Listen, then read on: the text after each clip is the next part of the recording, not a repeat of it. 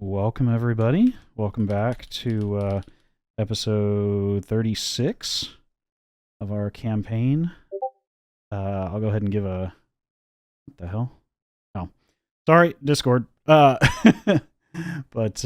yeah, last time on our campaign of Simply Another Band of Curiously Odd Travelers, the party had returned back to the barracks of the Hooded Lanterns and taken the time to rest after an intense altercation with the Silver Order Knights, having slain their commander, the Knight Commander Theodore Marshall, in the bowels of the inner city. After returning back to the encampment of the Hooded Lanterns, the body was given proper burial rites and sent on to the Temple Gate, where the vast majority of the Silver Order was gathering up their military prowess within the city. But likely this would have a major impact on morale and desire to continue said mission within the city.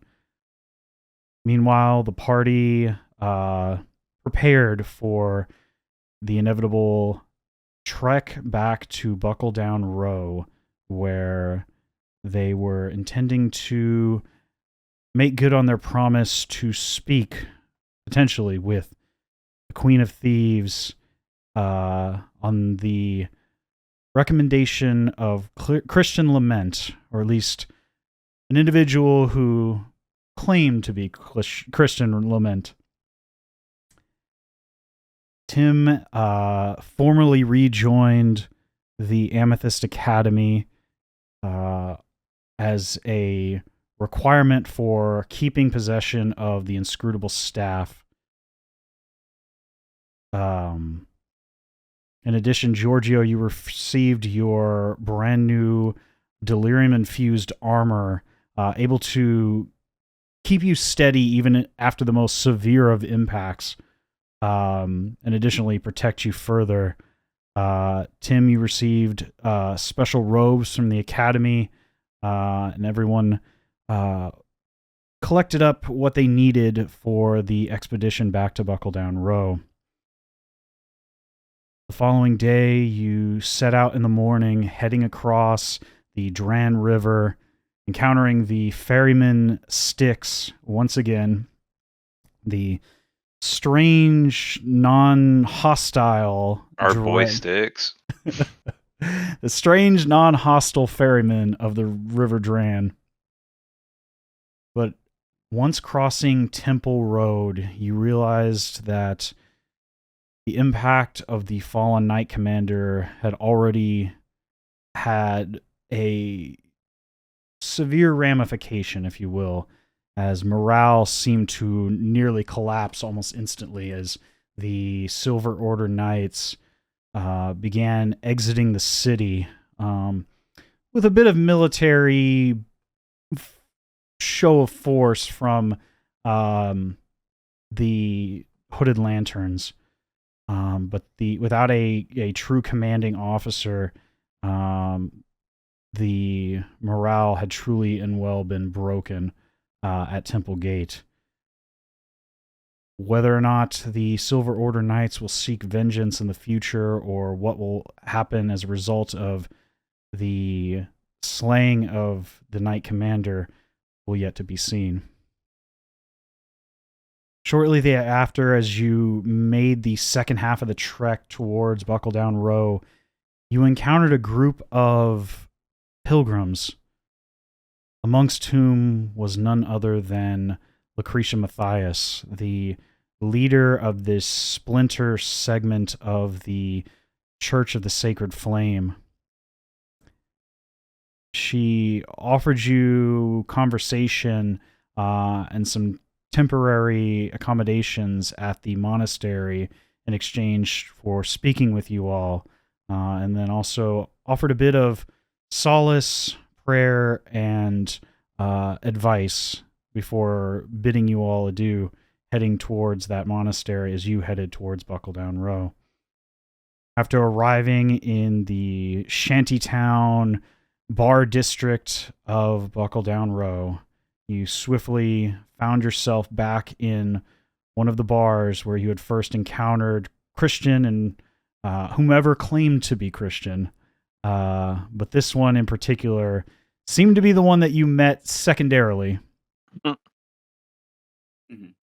And after a bit of conversation, took you below the upper portion of this segment of the city, down into what you could only imagine was a former storm sewer of some kind.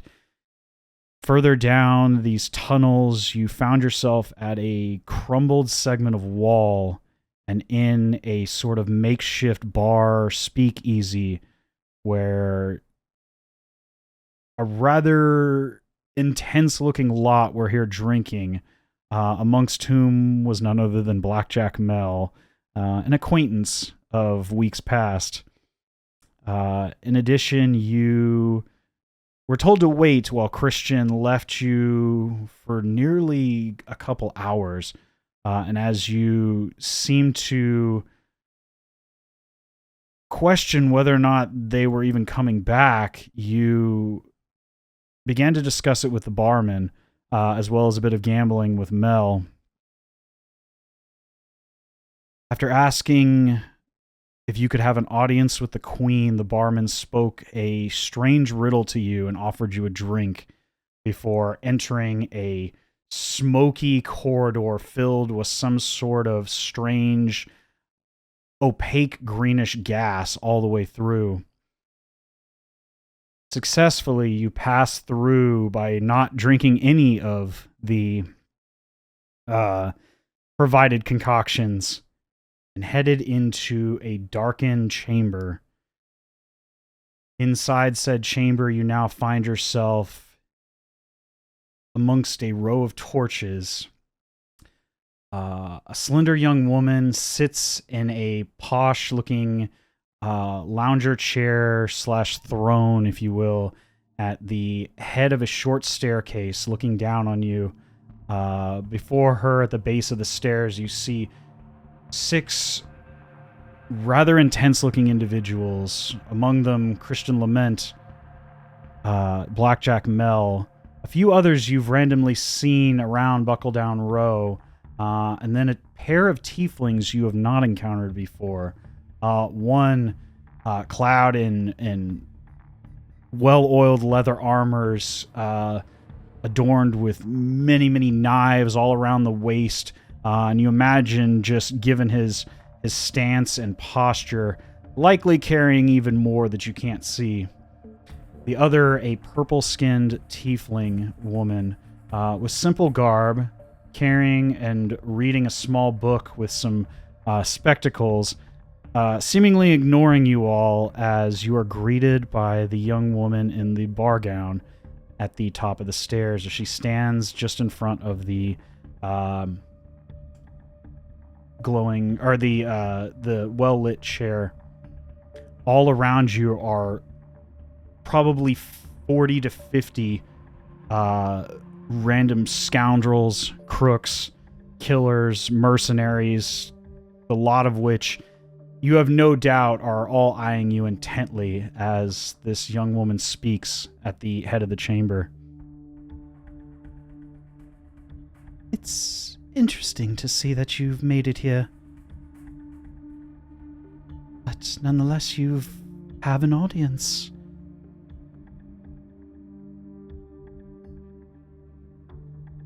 I would ask you what you're doing here, but I'm fairly certain I know what you are interested in.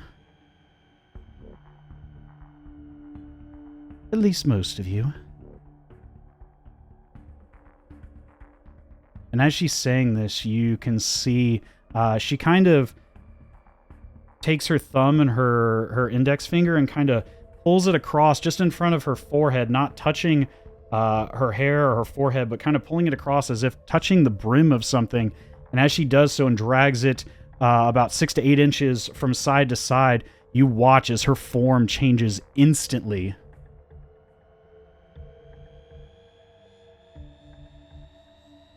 And you see a near perfect duplicate of Christian standing at the top of the stairs once more. Fucking hate Son her. of a bitch. This motherfucker. I hate Christian. I hate her. This fucking guy. My apologies, Christian. I didn't mean to offend. And you look over as he says once again, "Oh, not at all, my lady, but I won't lie to you. I was a bit offended at first, but when I found out it was your little practical joke, I thought it was endlessly entertaining." And then you look on as the Christian at the top of the stairs looks at you all again. Again, I think, just for pleasantry's sake, why don't you tell me why you all are here?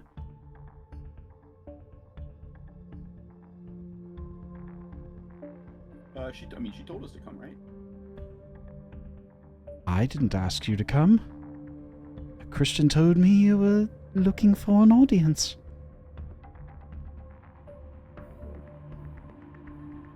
Were you not the one who took control of that lady at the church? Oh, you mean the young, woman of the, hooded lanterns? Yeah. You said then to come out here to meet you. That was, I presume, was you. I don't know who else would be doing all that. Yes, I do remember that. Yes. I thought you would, bring along a little something with you. That's why I offered to, have a bit of a conversation. I didn't think you'd actually take me up on it, though, I'll be honest.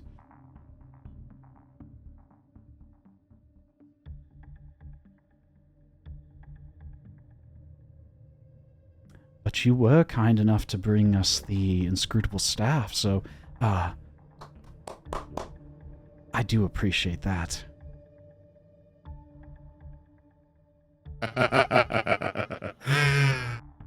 Oh, you think you're getting this? I don't think so. And you watch as Christian does that same maneuver again, disappearing now, and you see them take on another form.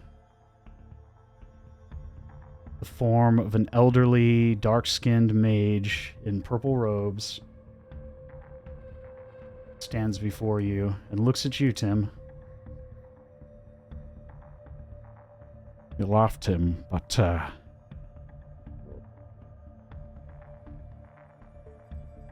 you think because you have that staff that you're in control of your own destiny.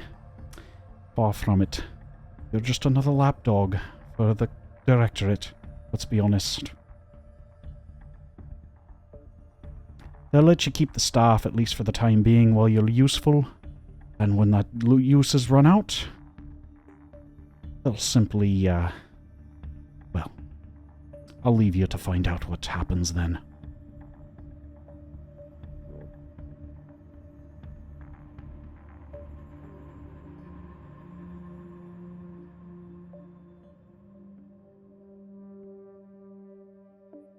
You watch again as she rolls her fingertips across the brim of seemingly this now, well, you can only imagine as some sort of hat or bonnet of sorts, as the form of Eldrick disappears, and you see the young bar maiden return again.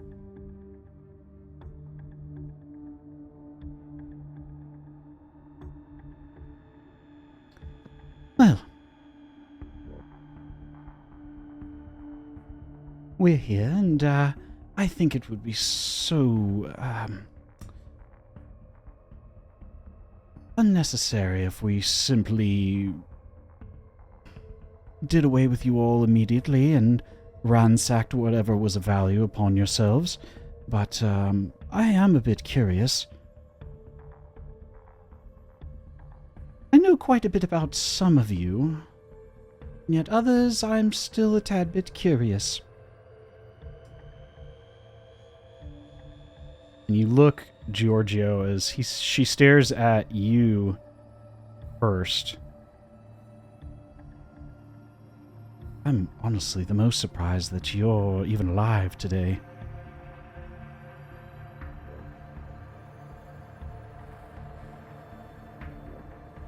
You were quite young the last time the last time I saw you intentionally face to face. And when was He that knows. anyway? You're asking when it was we last met? Mm-hmm. Oh, I would say towards the end of the war. I don't quite remember the exact date, but I do remember it was amongst a really nasty ordeal. Towards the end of the Civil War, the brother and sister of the late monarch of the von Kessels couldn't decide who was to rule the kingdom, so they fought so much, and so many people died unnecessarily, only to have each of them surprisingly slain.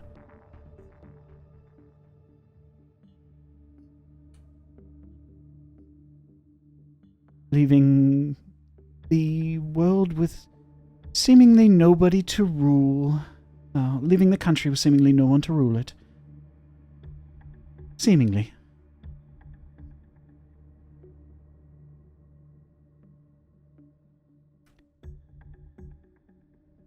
I must ask, Giorgio, what do you know of these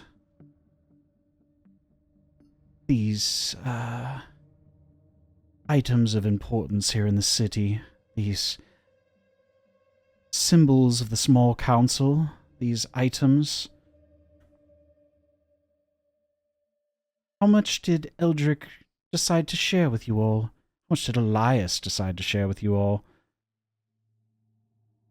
He didn't seem real keen on sharing what actually occurred in that evening, did he? Elias didn't tell us hardly anything, I'll be honest.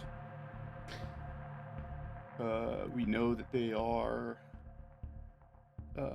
symbols for the small council, and he didn't share much else. Typical. He keeps the most important information away from everyone. He doesn't want to question him. Mm.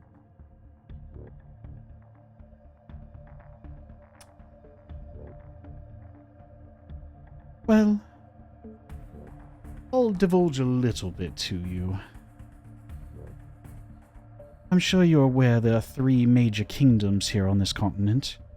There's, of course, our Westermar, there's Illyria, and Caspia, all of which have some semblance of a ruling power. And amongst them, they have various forms of council, with differing relationships, of course. Westermar's a bit unique in that we have multiple groups vying for control of this nobility. Or should I say this noble seat. And the symbol of that power is, of course, the crown itself. Makes sense. But it's not just a symbol, mind you. It's a tad bit more than that.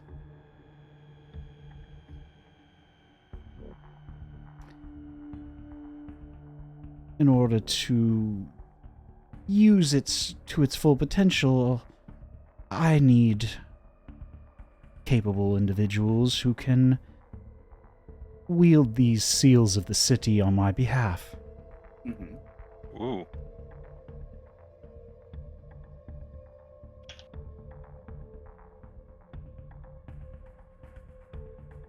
And who those individuals are is entirely up to my choosing.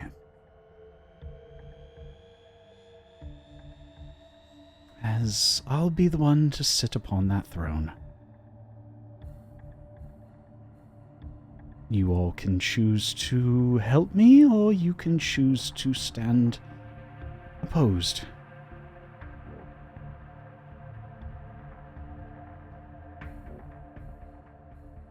I won't have any ill will either way.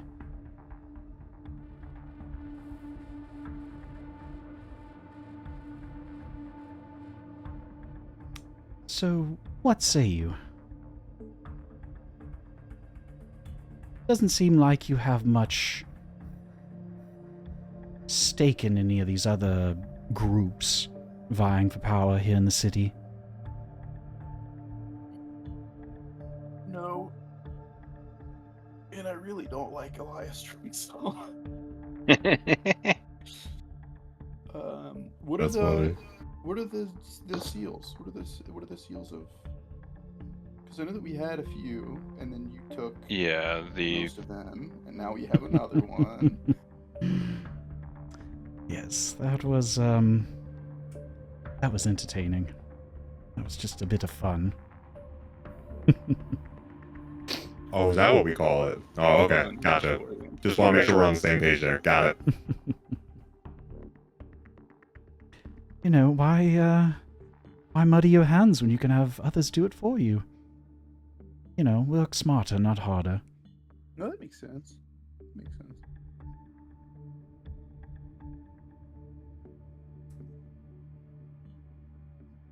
out of character. There's still like two that we are unfamiliar with, right?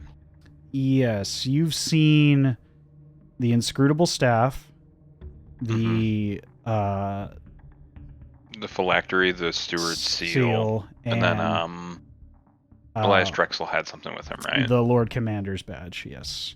Okay. The two that you have not seen before are the Spy Master's signet and the Chancellor's crest, I believe. Okay, I do remember you naming those. I have those in my notes. Yep. Yeah. So, she took, this is again just above the table, she took the Commander seal. Yep. Yep. And the badge. Steward seal and the phylactery. Yep. Okay, so she's got 3 of them. We have a 4th one, and then the 2 that we don't know, we still don't know. Okay. Yeah, we don't know where they are. I'm sure we'll find out soon. What gives you that idea? I don't know.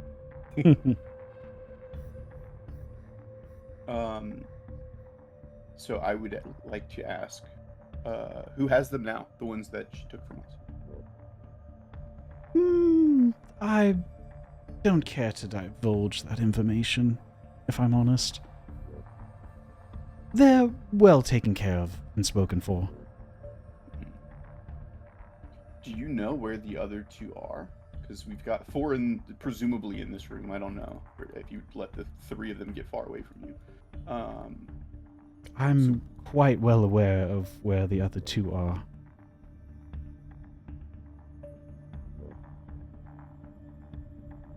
In Do fact, you have them? who's to say? Well, you could be the one to say. We have the 6th one right here. We might have them all. Perhaps. Do they do anything? They do. I mean, I know that so I know much. that the inscrutable staff does a lot. We've seen a little bit of that already. But what about the other ones? They do anything? A great deal. It's interesting how a child who grew up around so much nobility and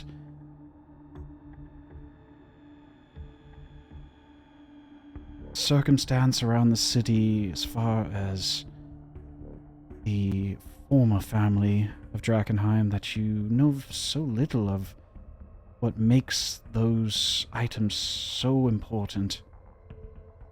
That they're simply a part of a greater whole.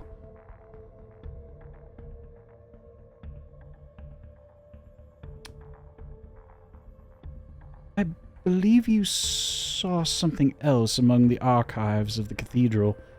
Perhaps some old ledgers with the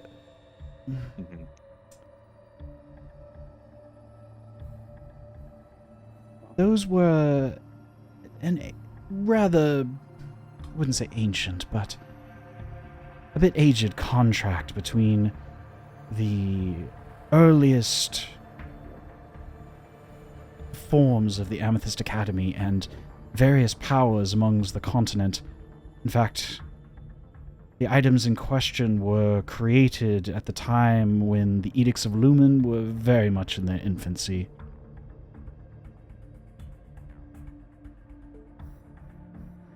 I'm sure you're all aware of those edicts, as problematic as they can be at times.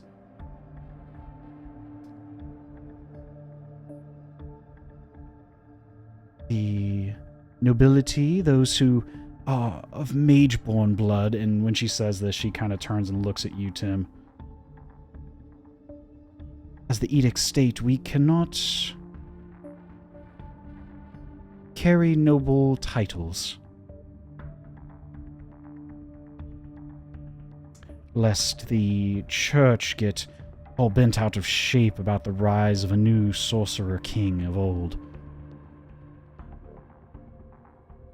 But as such, the church cannot hold noble station either, and yet the ruler of Illyria is no more than a puppet for the Church of the Sacred Flame.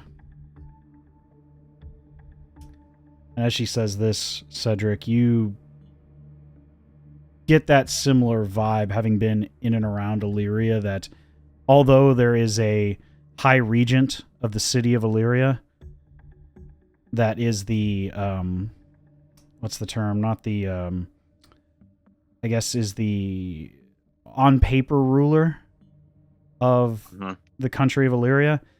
You know rather clearly the de facto ruler is the head of the church. Yeah.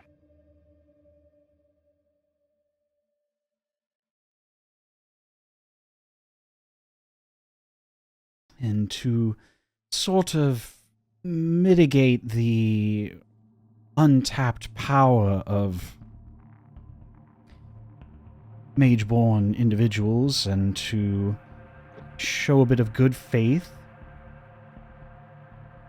the earliest members of the Academy created 6 seals for each of the 3 powers of this continent.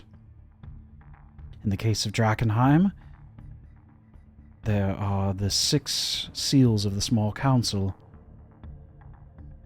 Without these seals, one cannot ascend to the highest ruling station, the king or queen of the city, of the country.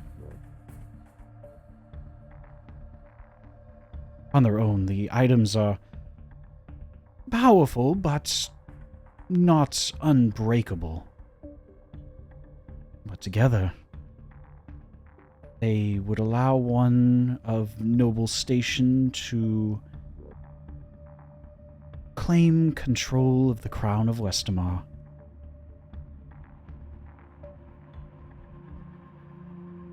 And that... now that is a stupendous gift indeed.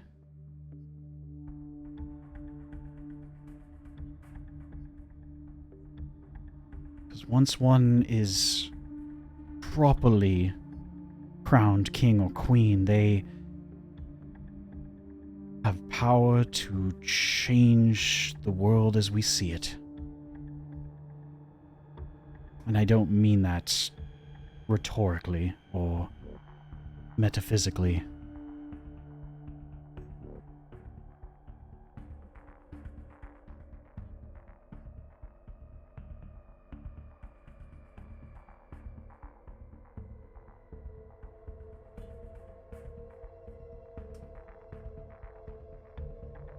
I simply wish to take this opportunity for myself and to open up new pathways for individuals that were tread upon through their entire lives, either by the nobility or during the war. Why not give them the opportunity to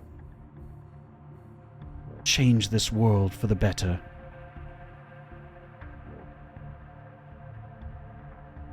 And as she says this, Tim and Cedric, you know that there's a profound contradiction with what she's saying that severely violates the Edicts of Lumen. As you know, this individual likely has some sort of magical arcane prowess. You know that directly violates the Edicts of Lumen, and that they, by those laws, cannot ascend to a noble title, much less ruler of Drakenheim. So as she's saying this, what are you all thinking and or doing? I have to pull up the actual thing because I don't know where I have it saved. But I have it. I got it somewhere. I just need to pull it up and review it again. Right. Real quick.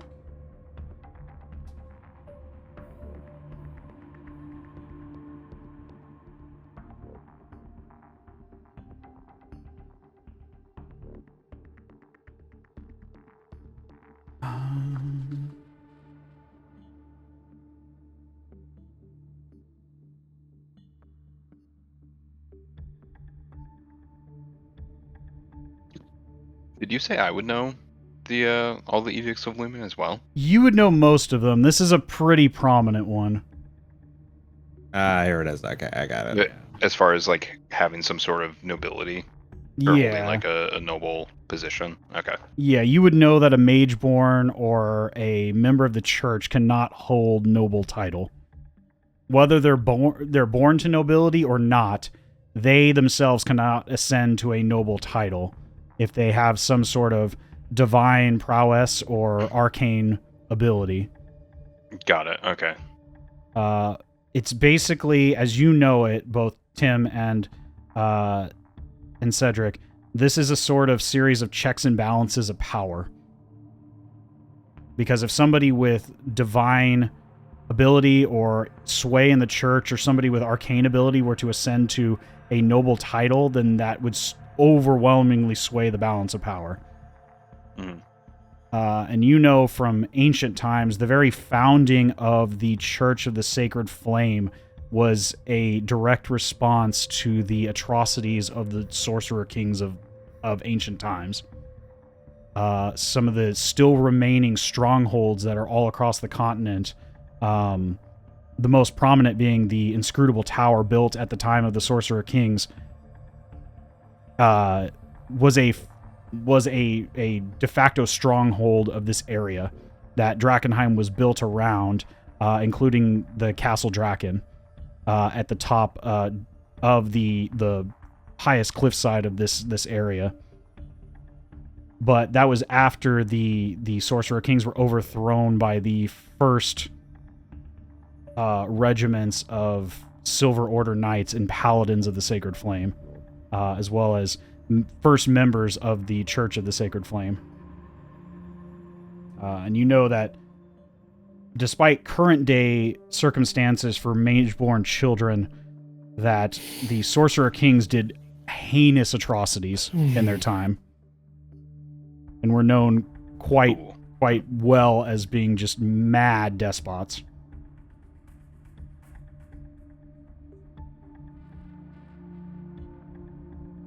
And as a response, you've now seen this sort of backlash that resulted in the creation of the Amethyst Academy to protect innocent children who were mageborn, who were otherwise being tracked down, captured, and even put to death, simply for being what they were when they were born. And this is specifically to people that have an inherent magical power, not necessarily people that maybe got it from a divine sense. Yes, those of divine ordainment are generally members of the clergy, but those individuals are not allowed to have direct title of nobility either, for the same reason. Yeah. In a real-world sense, it's very much like our own checks and balances in the U.S. Mm-hmm.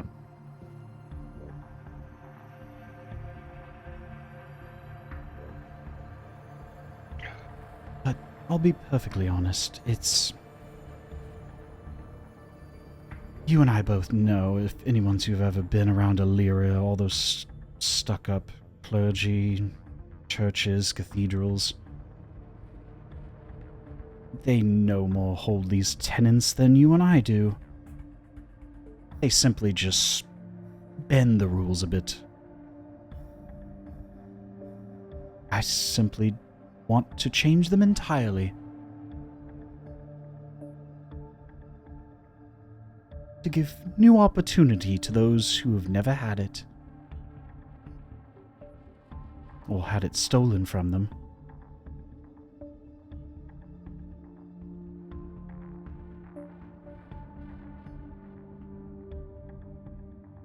You watch as she steps to the right again. And kind of makes that same motion once more. This time, you see a form that most of you don't recognize at all. It's still a feminine form, but much taller. Much more akin to at least two of you all.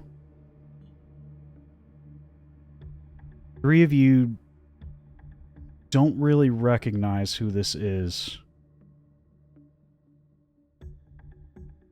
But one of you instinctively recognizes this new visage.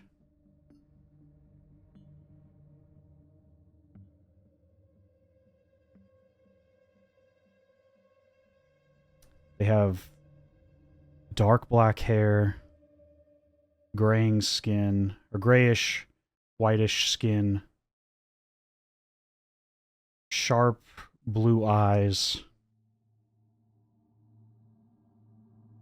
Not unlike your eyes, Georgio. As they turn and stare back at you. A face you haven't seen in 15 years.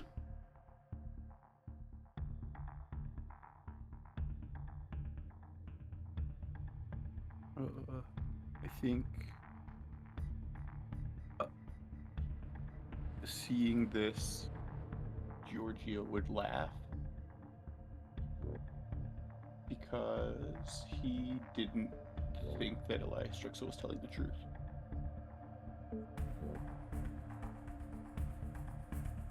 And what truth is that? That she is that the Queen of Thieves is the daughter, is one of the daughters of the Overroyalty. So you're laughing. So You... he said he thought that you might have been. You hear a innately familiar voice, Georgio. First voice you ever heard since you can first remember anything as a babe. Oh, okay? So never mind. Okay, so I thought you were saying that she was doing the going to her true form. But this is this supposed to be my mom? Yeah. Okay, never mind. Then. Mama.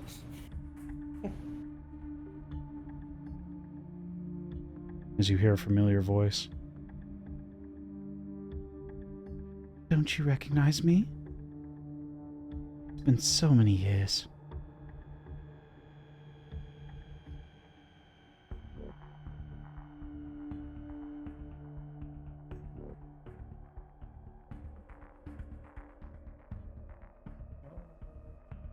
I can come back, you know.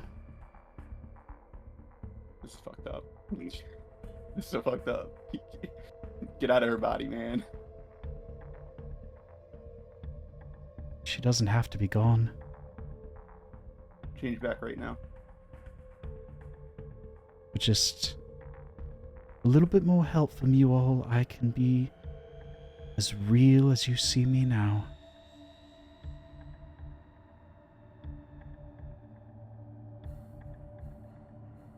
Giorgio, who is this?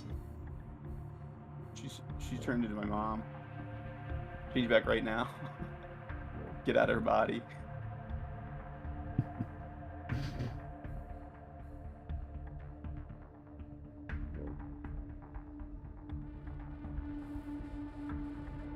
You see the She barmaid. listened.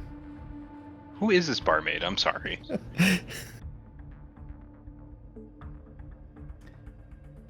I'm just someone of interest, you know. Someone who enjoys a bit of fun here and there. But Giorgio, I wasn't lying. Help me get the crown, and we can bring her back. The power in that item is immense.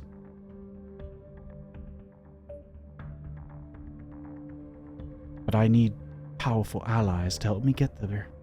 To help me Is take... that something... Sorry, you finish. I need powerful allies to help me get it. I have quite the collection of capable individuals here. And you hear a bunch of these, you know, cutthroats and guys start to chuckle.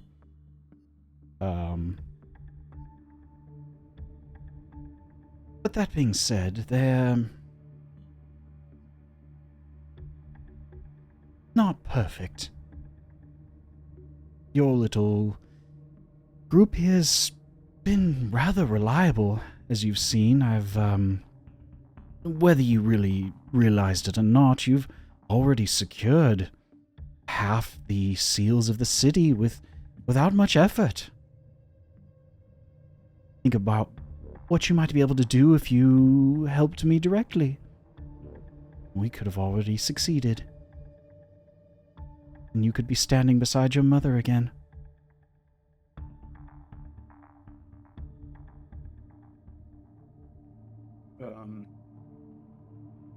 Is that above the table? Is that something that is like possible with magic normally? Like that's not something like in this, like reviving someone from the dead from 20 years ago is simply not possible, right? It would be literally reality warping that the crown provides. Give me a history check. I was gonna ask the same question. Sure. If you want to, one of you wants to do it with advantage with the help of the other, as you kind of think to yourselves, you're welcome to do that, or you can both roll separately. It's your choice. I guarantee your history is probably better than mine, Giorgio. So I rolled for it. I got a 15. 15 total with advantage. No, just without. yeah, take it with advantage. Yeah. So go ahead and roll again. See if you get a better roll. It is a 19 for the other one. The 19. That is a little bit better. You don't know the specifics of what she's referring to, but you do know from your history of not only this country, but other countries that every time there's been a transition of power from one ruler to the next, there's been definitive historical events or happenings, whatever you want to describe them as, like significant paradigm shifts in the balance of things in those particular countries. Some of which often defy logic and reality as we know it. And as you think about this,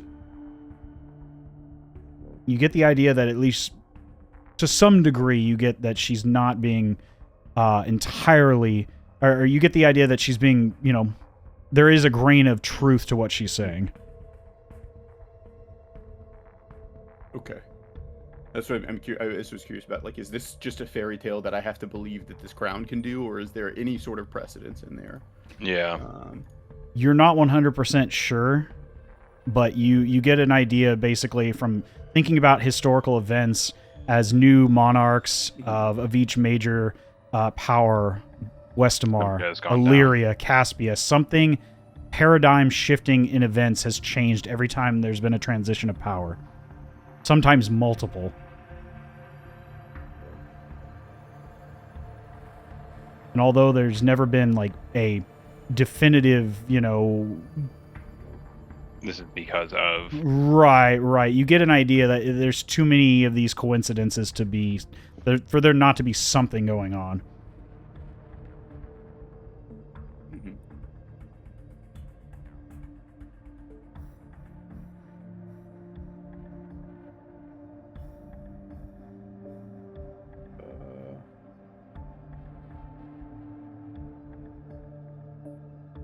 In fact, Cedric, you remember seeing as part of, in addition to that, you remember as you think back on the past few weeks when you were looking at those records, yourself and Tim, you remember seeing a record from several hundred years ago, around the same time that the clock tower was built and several other major projects here within the city of Drakenheim. You remember seeing that documentation about contracts and work to be provided by the Amethyst Academy onto the royal family of the city. At the time, that royal family was not the Von Kessels, but the Von Drakens, from which the city's name harkens to. But nevertheless, that contract was to the ruling family of the city. Just a general ruling family. Yes. Yeah. Okay. The contract was It didn't for specify services. name. It was just Yep. ruling family. Yep. Okay. Yeah, services to be conducted on behalf of the ruling family of the city. And those were the oldest among the documents that you saw within the cathedral that she took from you all. Gotcha. Okay.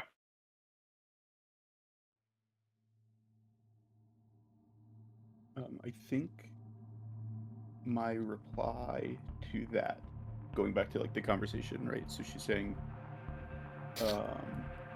we could bring her back if you just help me. That's the general idea of what you understand in her offerings. Yeah, I think in reply to that,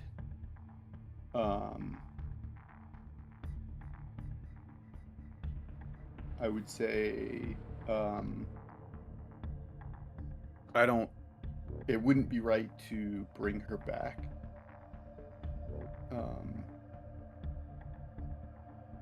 But I do want someone to pay for her death. And who would that someone be? Well, I think the person who's responsible for it.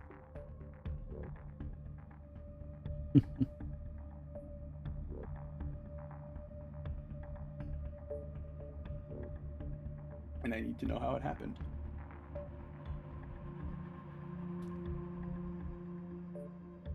Georgio, do you know why the Civil War took place here in Westamar?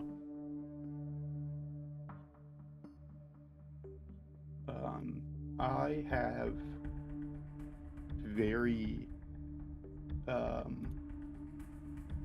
limited and segmented memory of before that last day in the castle.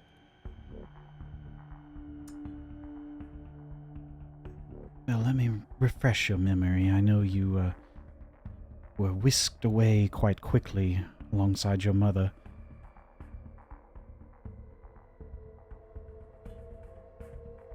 The brother and sister of the late Ulrich von Kessel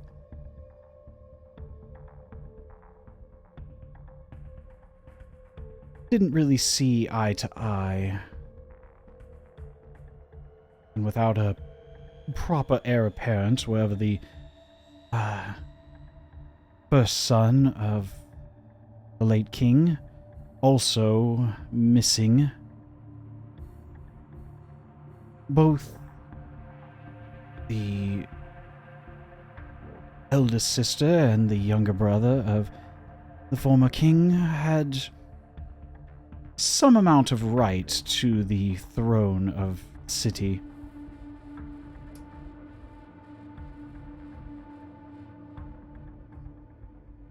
And as power vacuums tend to do, it caused a conflict. And thus we saw the outbreak of minor skirmishes followed by outright war. Here within the city and of course all across the country. And as you were whisked away to Kesselholm to seemingly serve alongside the now defunct god of the city,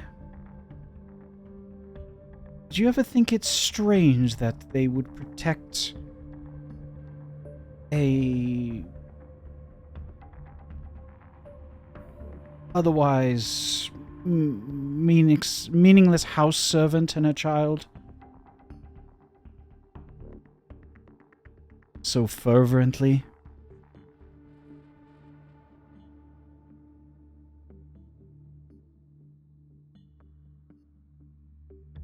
While there was already two perfectly capable children of the former ruler. Of course, they would never allow that, as they were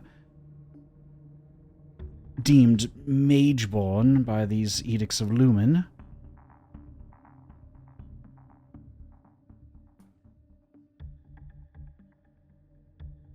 What would you think would happen if the nobles of this country that have now seemingly recovered and claimed stake of their various duchies and small little empires of trade across the continent, what do you think they would do if a sudden upstart individual claimed to be the long-lost heir to the von Kessel throne? I can tell you what they'll do. They'll laugh it off, at best, and at worst, they would kill him to protect what they now have. They don't care about any monarchy, they don't care about any rulers. They simply care about their own power, their own stake.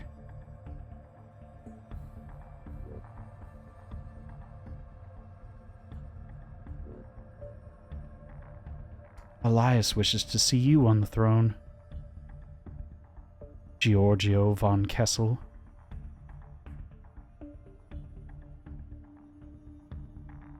It does have a nice ring to it.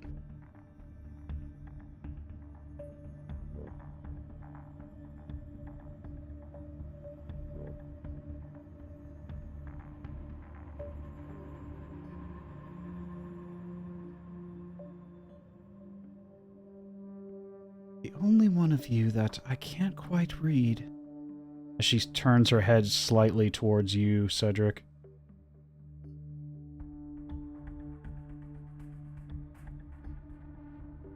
Child of a small outskirts village outside of Illyria, training to be a priest within the Church of the Sacred Flame. Shortly after the war, when the trade of delirium was beginning to spread across the continent, a small village friar trading in small, precious magical stones and protecting refugees from the war-torn country of Westamar. Some less than healthy from ingesting contaminated water along the way.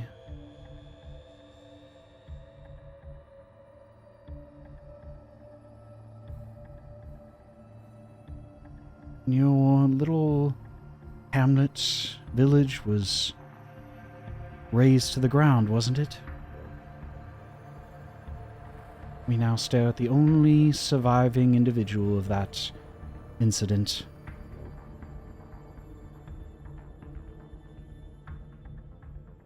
You, of all people, should know that this system is broken.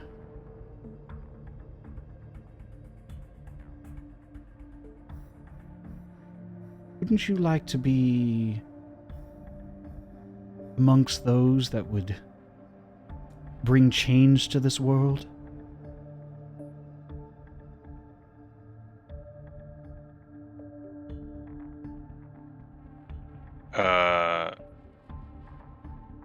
One thing, semantics. I'm a cleric, not a priest. 2, I have been bringing change to the world. That is why I'm a cleric.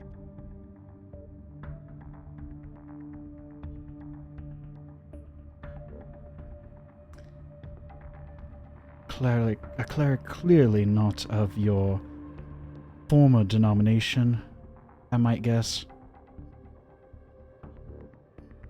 There's a lot of denominations out there. Who's to say which one is the correct one, so to speak? I'm here to go ahead and help whoever it is.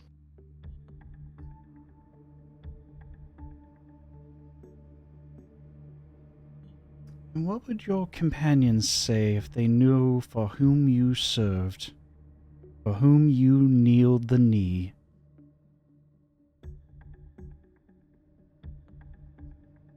Well, at this point, that is a thing of the past, and I think that they would see actions speak a little bit louder than whatever words you have.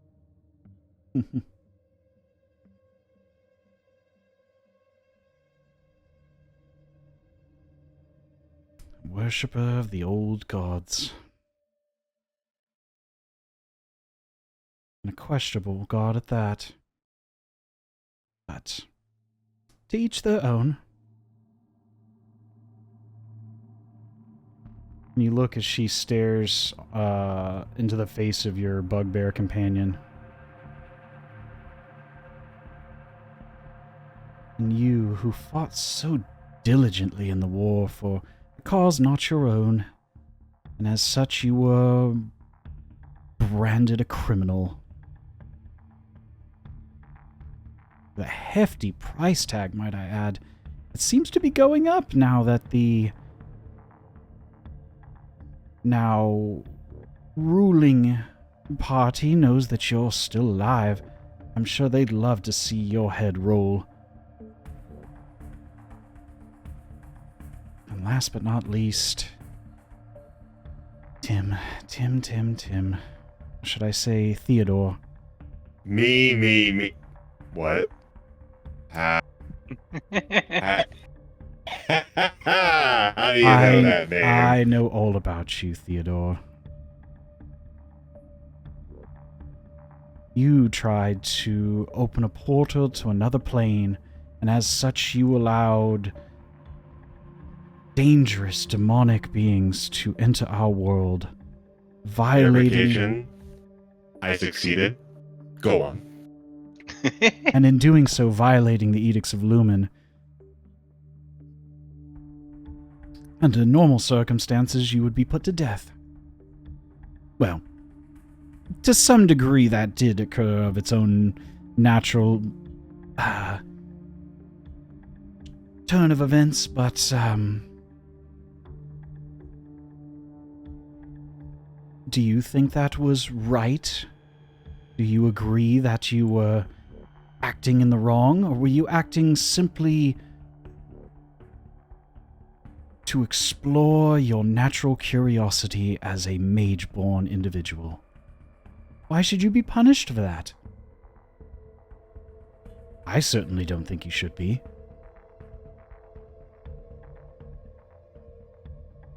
In fact, I praise you for it. Oh, go on.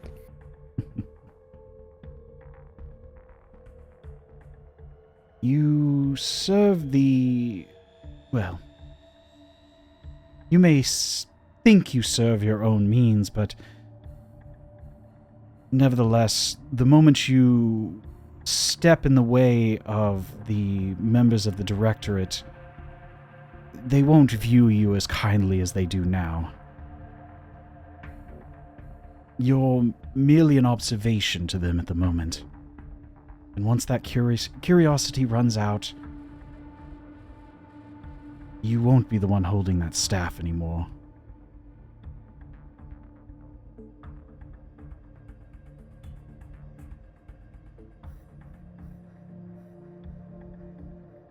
I want you to explore whatever your heart desires.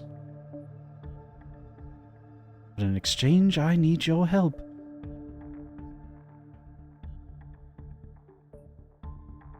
So my question is, to all of you rather,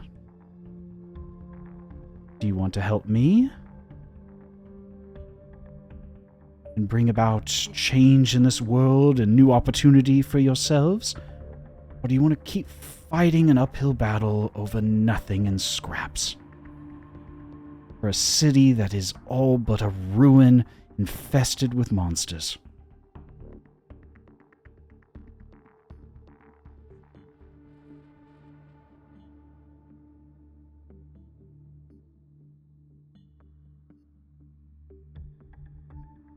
Now, let's just say, hypothetically,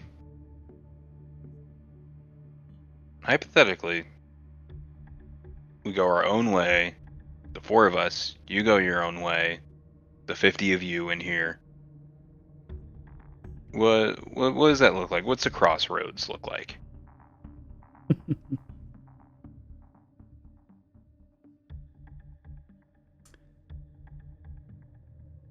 I don't think you want to go down that road. But as many of my companions here understand and have come to well know me, I'm a fair individual. I'll give you an opportunity. You can choose to help me now, or you can take option B in exchange for your freedom from this place.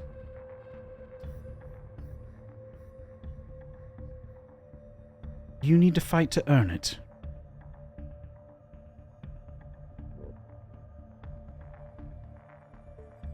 And just because I'm feeling extra generous today, I'll even throw in an extra boon if you're successful. I'll give you one of the seals of the city.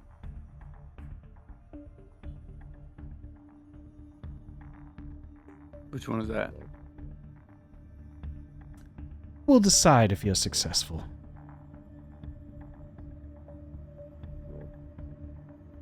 Now, when you say give, do you mean permanently, or... Of course. Well, of course, as long as you stay alive within this city. But I will honor the fact that if you're successful in my little challenge, you may leave this place unabated.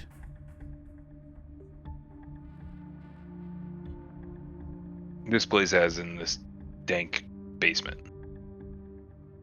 My court, but, you know. Apologies. I won't, you know, yes, I understand it's not to everyone's liking. It's disgusting.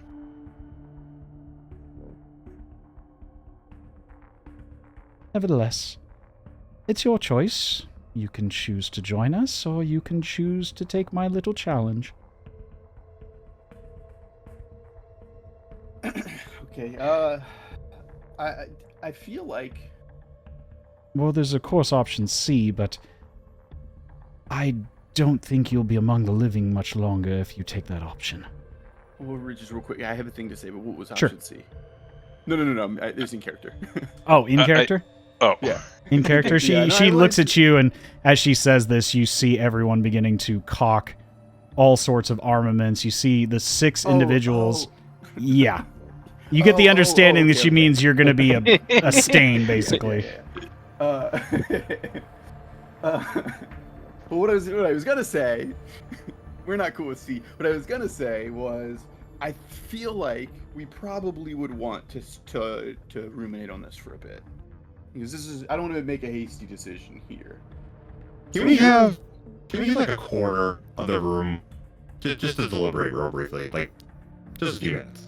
Can we go back out in the bar? I'm afraid not. Okay, all right. This is a limited time decision. How limited are we talking here? Till my interest begins to wane a bit. I am a busy lady. I do have other engagements today. Today it's fucking late. There are many hours in the day. Whether or not you choose to use them is entirely up to you. That's fair. Oh man, she's good with her words. Okay, let's huddle up, guys. What we doing? Well, guys, we're kind of over a barrel right now. I don't think option C is our best bet. Definitely not.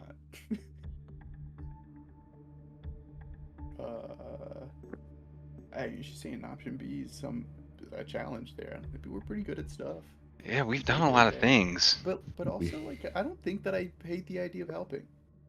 Don't think that I hate that idea. Do you not hate that idea because of your hate of Alex Drexel, or because you actually think it's a good idea? I just don't hate it. That's all I'm saying. I just don't hate it.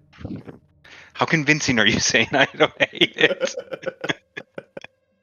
Like, if the challenge thing is really dangerous and we just have to help her or we'll die, like, I don't know. Maybe it just doesn't seem like it's that bad. I lift up my head and straighten my spine. How, on a scale from 1 to 10, how hard is this challenge? If she says 10, I think we can still do it. Yeah, if she says 10, I think that we just impress her. I bet we're gonna look really cool doing it. Gentlemen, how do you feel about a bout with the champion of the Queen of Thieves today? And you hear just this uproarish cry from the whole group around you. We haven't seen a bit of sport in so many weeks. And my champion's getting very unruly. I think we could all use a bit of entertainment. Yeah, we destroyed people in the fighting pits. Yeah. Wait, hold on. Are you? I'm sorry, real quick. Are you? Did you say champion or champions? Champion. Singular? Oh my god! It's only one person. We got this. God, that's like a 2. I think we should take option B. I personally, I think a seal will be great, but that's just my opinion. I mean, we cut off a guy's head last time. How bad can this be? That was oh wait. Oh wait. I wasn't there, right? No, you were. You were. Yeah, you were. We had Scrawling. That was You watched Scrawlneck decapitate somebody. Yeah, what was that? I thought I was at the I thought I was at the end. Oh, that's right. You were at the end. That's right. You were. Yeah. Yeah, you weren't in the fighting pits. Okay. 2.5 years ago. Right, hold on. Okay. Wait, Yeah. you guys called a head? Wait, you? Oh, I'm so jealous. Oh, I'm so proud of you guys. I wish I was there. That's so cool. Ronnet killed the guy. Oh man, typical Scrollneck. You see Chugrulk look at you all with a strange sort of, what? Don't worry, that was BC. Ah. Before Chugrulk. That's great, dude. Oh, That's there's so the title good. of the episode. Before BC and after. Oh. Holy shit, that's funny. Before Chugrulk. Oh, for those who are watching and don't know what we're joking about, we had another friend of ours that was playing a character named Scrawlneck that had to step away from the campaign. So Spudley, who's not here with us tonight, had to has, real life engagements. Who plays Chugrulk normally. He was kind enough to step in and join the campaign at level 5, no less, which is difficult for somebody who just started playing D&D and he, jumped right into it. So, but yeah, that's the joke. Yeah. We'll look at Chugrulk and say something like, "We're good at these fighting pit things. Don't worry." He looks to you all. 100% success rate. I think I'll be okay in the pit. In fact, that's that's where I got my start in things. Nice. I mean, guys, I'm feeling good about it. B's fine. And then I'll turn around and I'll say, I think we're good with option B, and we'll give you a rain check on option A because we are considering it. Excellent. Well, since you've been so forthcoming, I think I should,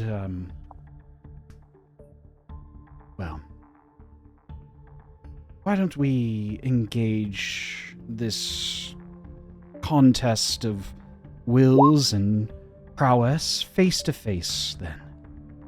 You watch as she drags her fingertips across, and for the first time you can see she's dragging her fingertips across the brim of this wide bonnet-like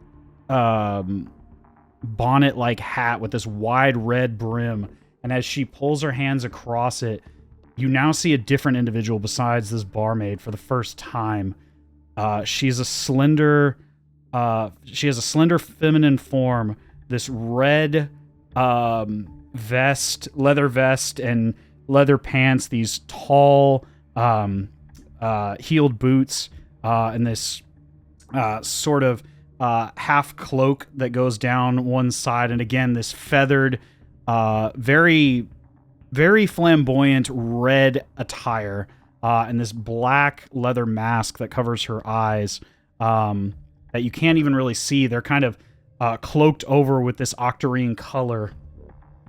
You get the idea that this is not her eyes, but just the whatever covering this is that she's wearing. She's got this beautifully ornate rapier at her hip as she stares at you all. Dark black hair kind of slung to one side.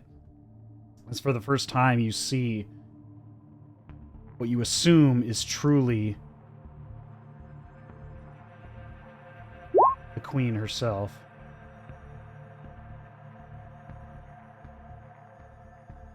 Give me just a moment here.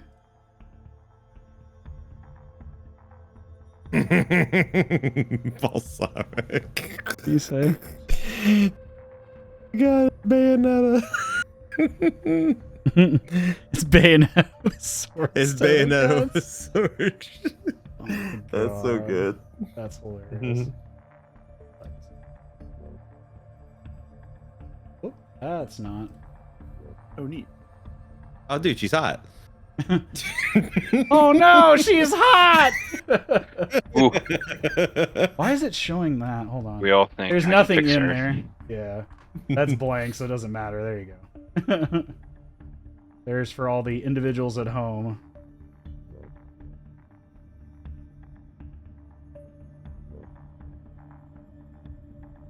Who we're referring to.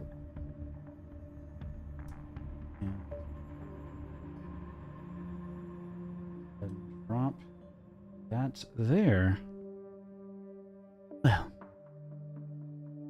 now that some more of the chips are on the table, why don't you all take a step here onto my little escalator, and that will take you down. In fact, Sweaty, and you see this large, very oily-looking bugbear step up and grunt beside her. Take our contestants down to the pit floors and prepare my champion. You look on as he steps onto this platform that you see at the center of the room. You see that the queen steps back towards the chair here and pulls at a small lever under one of the arms. And you see that this, you hear this cranking of gears as this floor around, there's kind of these railings that begin to rise up on multiple sides as you realize that this is some sort of elevator mechanism in the center of the room. Do you all follow your escort downwards? Yeah. Yeah, I'm gonna stand close to the escort though. Okay. I don't trust anyone.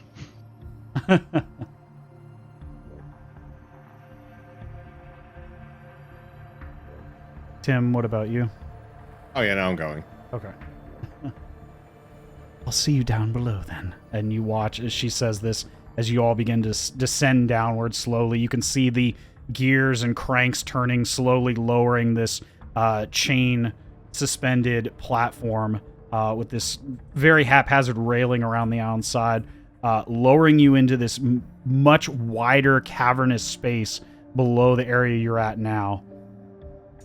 And we'll go ahead and pull that up.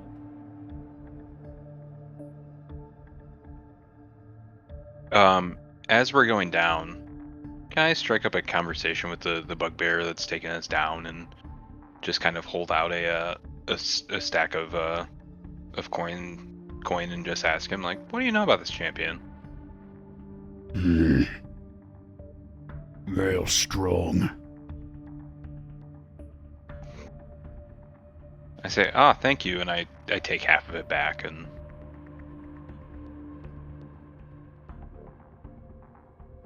Last one to fight. Well, you can see him down there. And he's pointing to, there's remains on one of these pillars, and it is just shredded.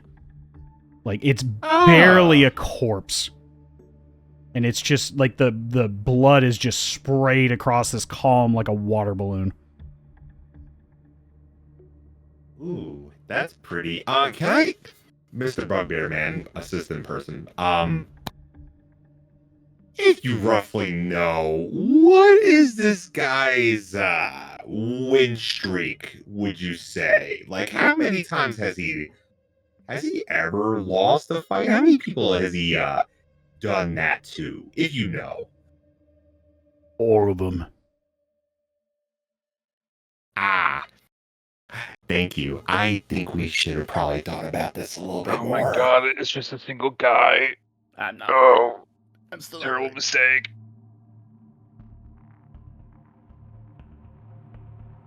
As you descend downwards, and this platform falls just above this this central drainage, not drainage, like area drain in the center of this massive chamber. You look around, and there's torches being lit all around as individuals are beginning to gather from the various staircases. Some of the individuals that were up in the bar portion that you first arrived in this location at this court of the Queen of Thieves are now bringing their drinks down to begin observing. You see all the various individuals you imagine have higher station kind of spread around the room. The various individuals you saw directly on either side of the Queen's throne in the upper chamber are descending downwards to various areas to either observe or keep tabs on some of the other individuals. You also look over as some of some individuals such as Mel and some of the other general thugs and killers among this court of thieves and scoundrels are already beginning to make bets on what's going to happen in this upcoming bout.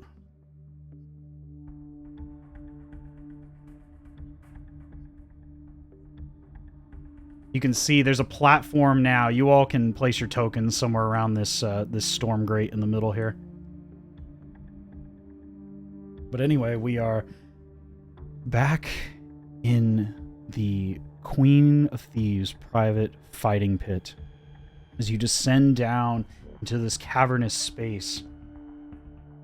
The natural cavernous chamber is roughly 50 feet high and supported by stone pillars. Perhaps it was a water reservoir drained by the blockages created by the Queensmen. Only a small pool of water remains here now, sloshing against a narrow sewer pipe. In addition, in the upper left of the screen, you see this wide, cavernous space that seemingly has been dug out by a tremendous amount of force. In front of it is this massive, heavily steel-reinforced gate. And you watch as the Queen of Thieves steps onto a chair at one of those raised platforms about 20 feet up, staring down at you all in the pits. This other platform all around is about 15 or so feet up. And you see your guide here, Sweaty, the Bugbear, has stepped towards this gate as the Queen addresses you all. Well then, shall we have a bit of fun, gentlemen? A bit of sport?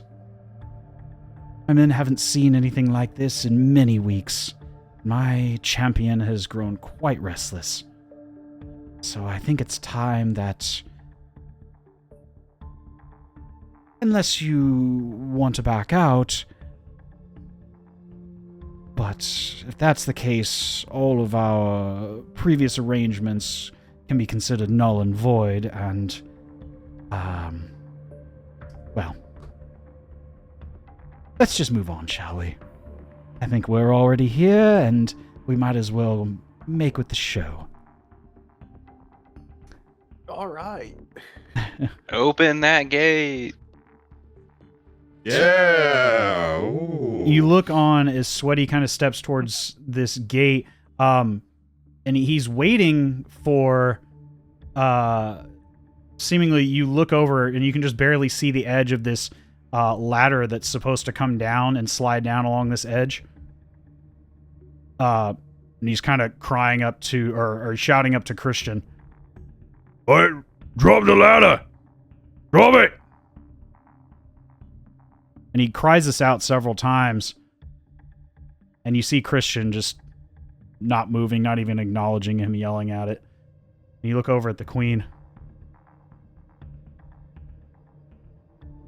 Sweaty, I believe it was your group that I commanded to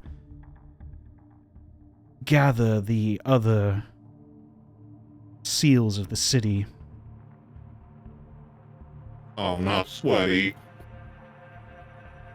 Tell me, were you successful, Sweaty? Well, right. Sweaty, don't lie to me. We all know you weren't, because the seal you were supposed to get is in the hands of that little tin can. Well, But I tried. Open the gate, Sweaty. If you survive, you can have your position back. And for you all, consider this an extra man to help you. And as she says this, you see her reach down beside the chair and pull at a lever, and you slowly begin hearing large gears turning behind this door as it begins to raise up. And you see legitimate horror and fear come across the face of this Bugbear. Let me up! Let me up! Oh, I don't want to do this! And you see him trying his best to jump up and just scraping down this 15-foot sheer wall as this gate slowly begins to raise up. I'm gonna yell at him to come over here. Yeah. So what are you Come doing here. over here? You're gonna die. Might as well fight with us. Come here. And as you call I out would to him, you definitely hear encourage. he's just scrambling still, and you hear the Queen cry out, "Oh, Linda! Linda. It's time for you to play, darling."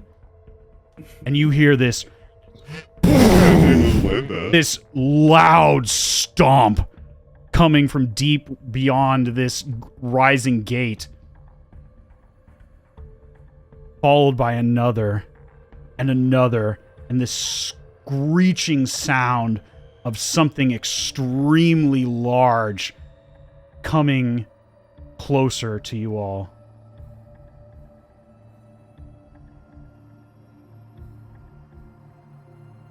And what you see as you hear the Queen of Thieves call out, Linda. Well, gentlemen, might I introduce my champion, Big Linda. As the creature comes rushing out,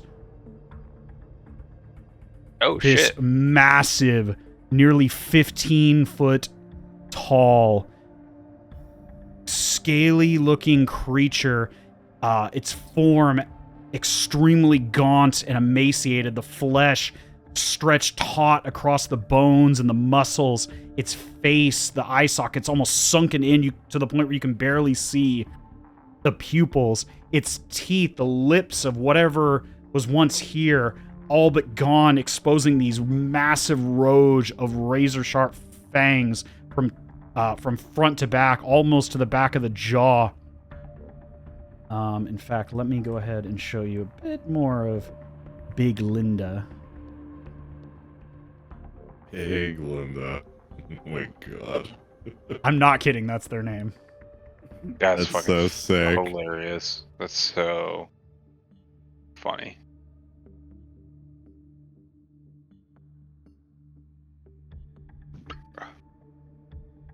Ugh.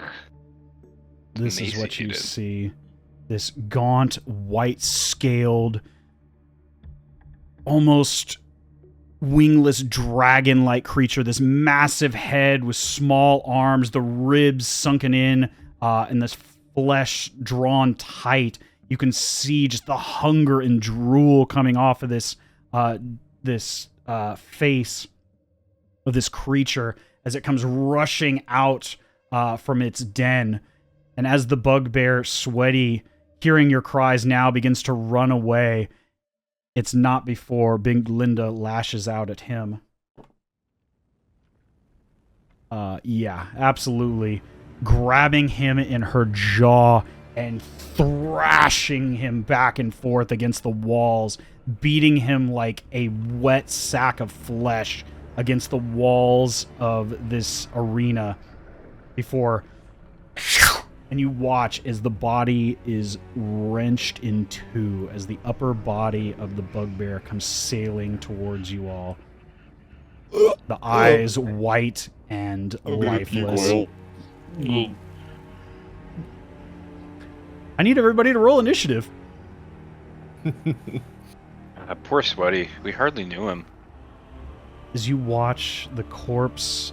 Oops. Let me move this over real quick here. So that gets shown over here.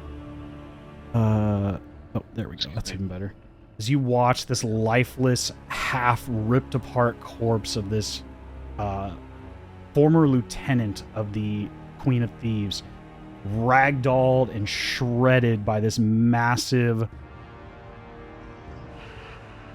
abomination to life itself, a product of this city, come rushing out and destroying with little regard for life other than sustenance and the thrill of hunt. Tim, you are the first to act. What would you like to do? I'm gonna get the fuck out of here. Okay. 5, 10, 15, 20, 25. Alright, I'm gonna scram 30, 5, 10, 15, 20.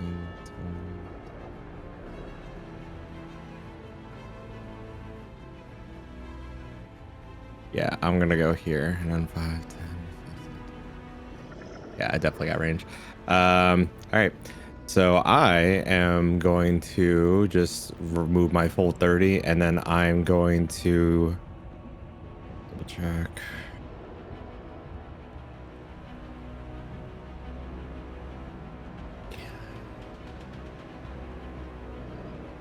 I'm just double checking range for something. Oh, sick. Okay, I have just enough range. I'm gonna cast Ray of Frost on him. Okay. Nice. Nice. I believe, yes, a 23 definitely hits. Go ahead and roll for damage. And then I will do, so I have that. And then Give me just 1 second. I Make gotta sure. grab my whiteboard. take your time.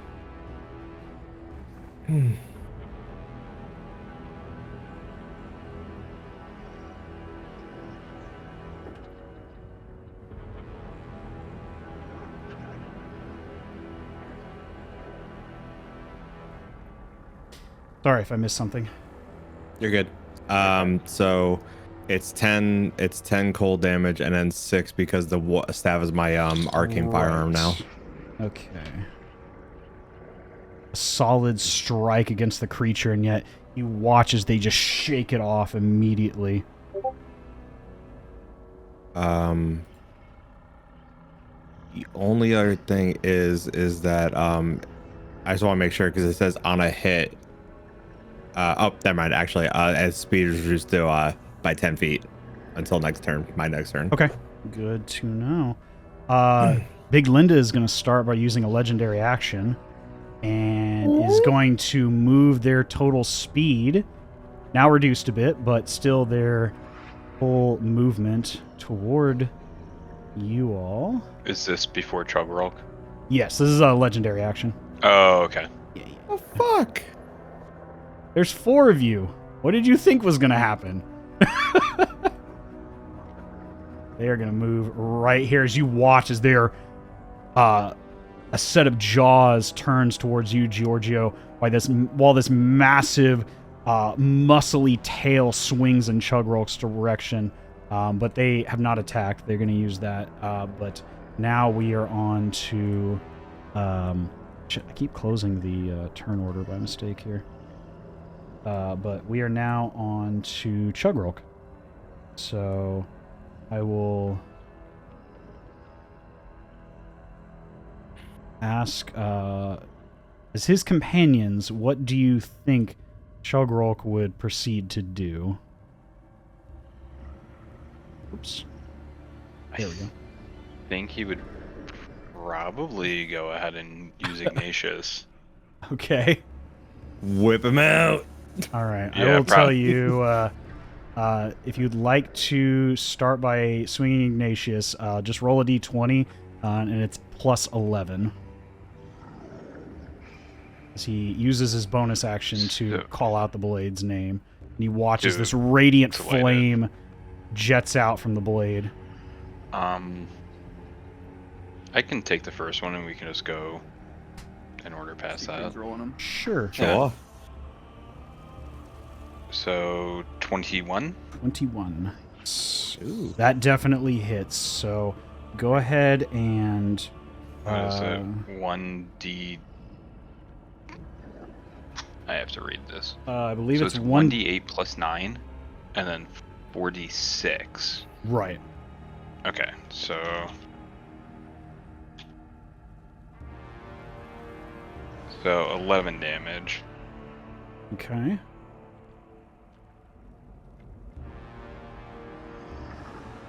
And 15. Okay. Now, one quick thing. Yes. Would he get surprise attack on this? Because Big Linda hasn't taken a turn in the current combat. Technically, yes. So, yes, he would get his Okay. surprise Bugbear roll as well. Wow. That's Okay. awesome. So 15, 12, and what was the other? 11. 11. Okay, so 23, 38.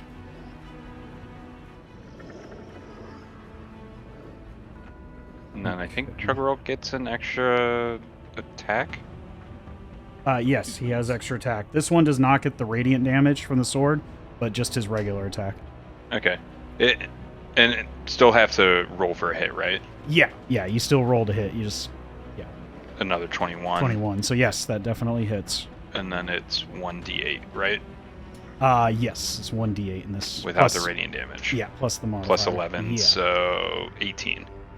Oh my god. Jesus. 2. Yeah, so would that be 56? Between the two strikes, yes. Yeah. Good Well, lord. Yeah. Well, the second attack wouldn't get... You only apply the radiant once per turn. Right, but it would be Right. 7 plus 9, right? Right. Oh, so 54 then. Yeah, in total. It's Yeah. 2 solid strikes as you watch your companion rent up this radiant energy slashing through the tense muscles of this creature, and yet you watch they continue to move and just with instinctively heading towards you all. But yeah, that's action and bonus action. I doubt Chugrulk would move from this location, as opportunity attack from this seems quite dangerous. Yeah. So we'll jump to Big Linda. I think She's gonna make like 18 attacks. Take 4 big bites. not quite. Out of 4 little guys. She Yeah, a smaller Linda ends up coming out of her mouth, and not quite.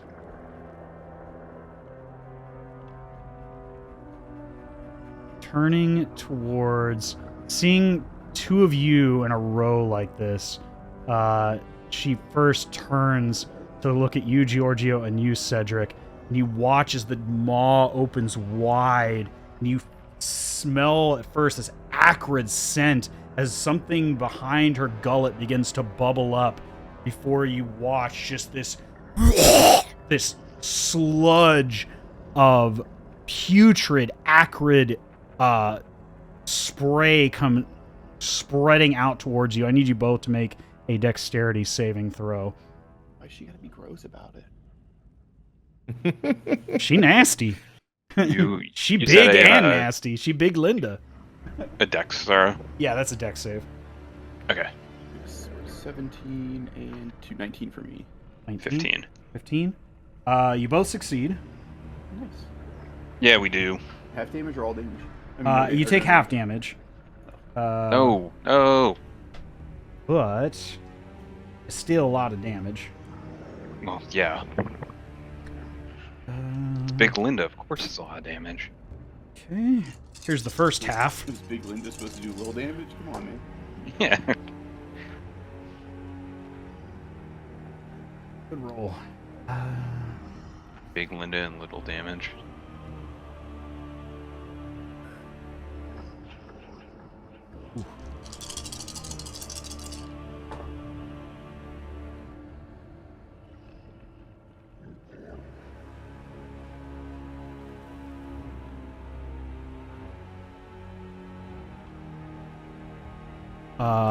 If you had failed, that would have been 68 acid damage. Because you Holy succeeded, it is 34. Okay. Fucking hell, dude. That's still, like, almost half. Yeah, I will be using Yeah, do I want to use Stone Endurance? Stone's Endurance to reduce that. To me, if I'm taking more than the max that I could reduce with Stone's Endurance, then I'm using it. Like, there's no reason to not, you know? Right. Like, because if I'm taking less than that, then it's like I might reduce it to 0, but it's like this, I'm reducing as much as I possibly can. And if I roll it now or roll it later, it doesn't matter. I've reduced 9 of it to 34. As this gush of 1d12, acid right? sprays out and covers the 2 of you, just as you dodge out of the way, you hear uproarious cheers, and you begin to hear cries of some of these thugs and thieves. I got another 16 gold on Linda! As you hear more and more bets being thrown late Those in are this. bad bets. Yeah, I yell, I got 20 on us. They're like, I got 20 on the robot guy. You hear a random voice call out, "You won't be alive long enough to collect!"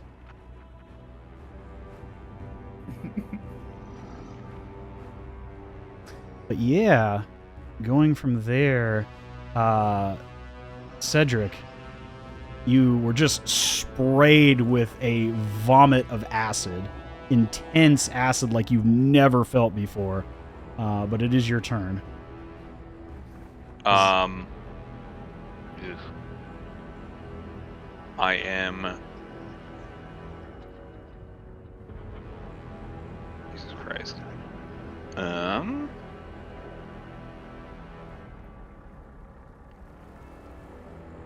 So because it was so disgusting, this acid, I am going to go ahead and return the favor of sorts, and I'm going to 15 over to here, and then cast Inflict Wounds. Okay. At level 4. All right.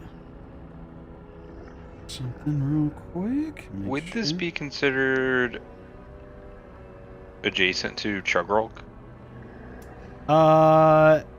Not technically in that location, but advantage. if you go one more space over, you would be. 20 feet. And I will try to fish for... Ooh, only a 13. Okay.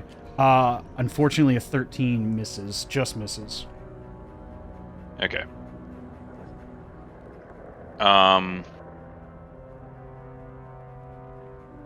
Still gonna be freaking out over everything that's happened. And then as my bonus action, I'm gonna go ahead and throw out my my spiritual weapon. Okay. Cannot drag. Oh, there we go. I can drag it. Just placing it approximately right there.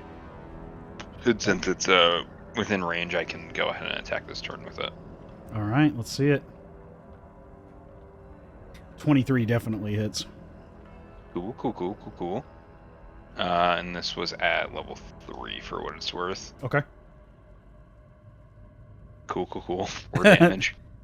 Hey man, every little bit helps. Yeah, right. As you break off one of the scales on the back. And Go ahead. sorry, I was just gonna say I'm just gonna stand here. Why not? Also, I just realized something. I'll let it slide this time, but technically that was 2 leveled spells in the same turn. Oh, it was. Yeah. You're right. I'll let it slide this one time because it's not super impactful, but just be aware of that in the future. Yeah.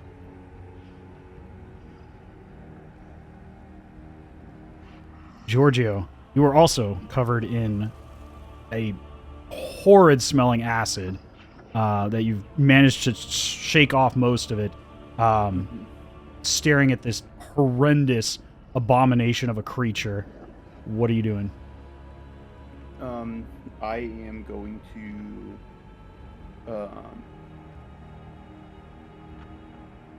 let's see. Let's take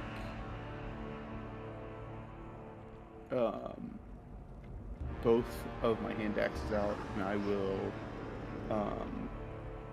use them as melee weapons. Okay. And so I will attack with both of them. Let's see, first one is going to be a 12. 12 to hit? Yeah. Unfortunately, a 12 does not hit. And the second one is going to be a natural 20. Okay, let's see it. Let's go. That's going to be, I rolled the dice twice, right? Yes. Well, you can roll them twice, or you can roll the dice and double the amount before adding your modifier. I'll roll them twice. Yeah, whatever I've you want got to a do. It's the 4 same and a diff. 1, which is a 5. Sure. So a 5 and 6, so it's going to be 11 damage. That's with your modifier as well? Yeah. So Okay. it's 1d6 plus 6, so I rolled Okay, a 1 and a 4. got it. So And then 6 added or 11 total. So, yeah, so 11 total with the hand axes.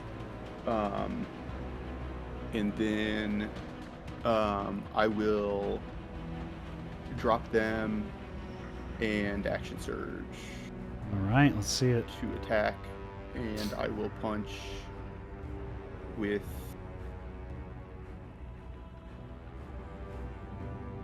the ringed hand first, Okay.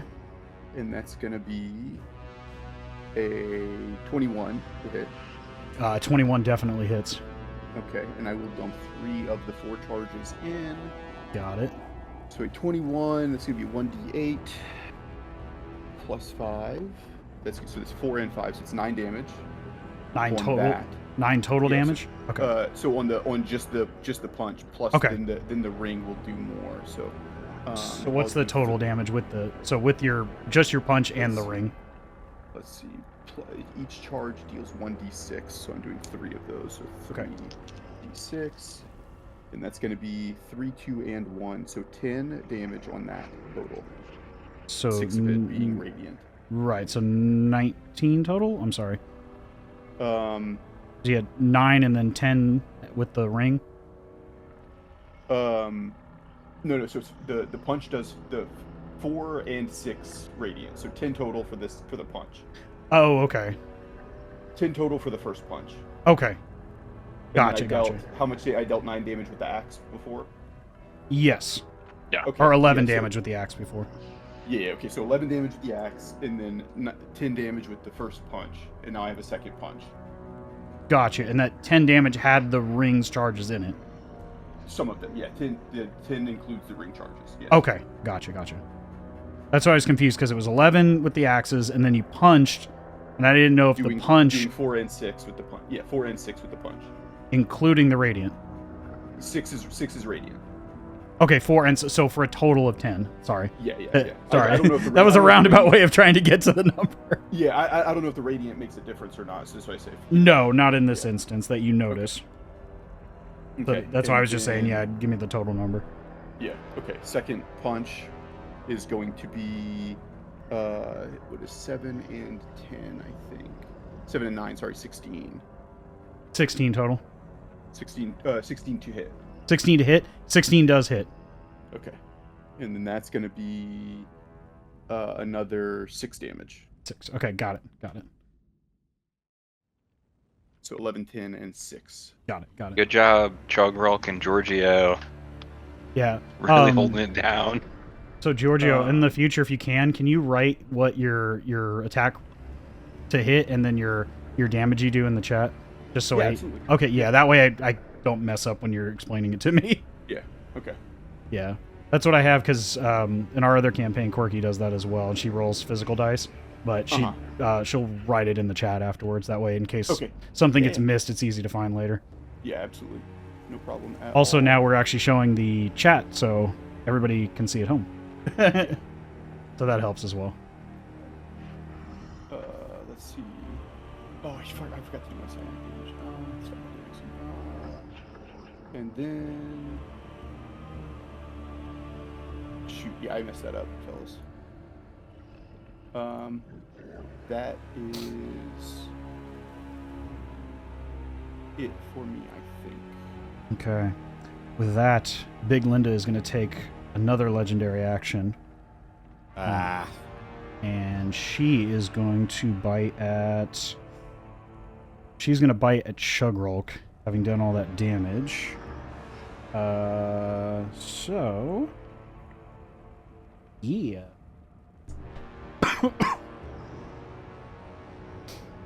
Sorry, I gotta look something up real quick. So this is a modified monster with another monster stat block, so I had to have that stat block up plus the modification from the book. So I'm like looking in two different places, so I apologize. Yeah, they're gonna... You see the head turn just as you strike Giorgio, but the intense damage your companion has drawn the attention of this creature more so than your own as they turn to strike at Chugrulk. That's going to be a 27 to hit as they bite down these jaws on your companion. And in doing so, they are grappled and restrained in the jaws of Big Linda. I'm going to go ahead and mark that. Let's see. What's a good marker for restrained? Is there like yeah, use that one. That seems to work.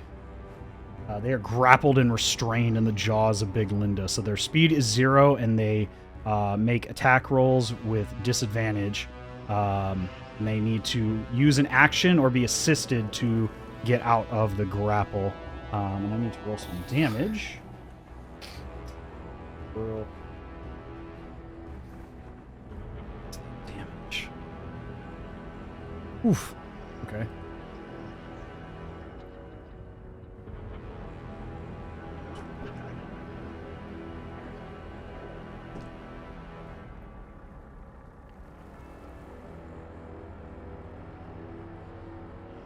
That is 21 piercing damage, just so you're aware. Yeah, I'll go ahead and mark it from his stuff. But if you guys want to keep track of the hit points. But with that large chomp, as your companion is in the jaws of this creature, Tim, you watch this all occur directly in front of you. It is your turn. What would you like to do? I have to bring out the big guns here, I guess. I don't know if I want to do this just yet. Well, it didn't work the last time, but I would like to give it a shot this time. Okay. I am going to try to cast. I just want to make sure. I just want to make sure I have it. Where is it? Where are you?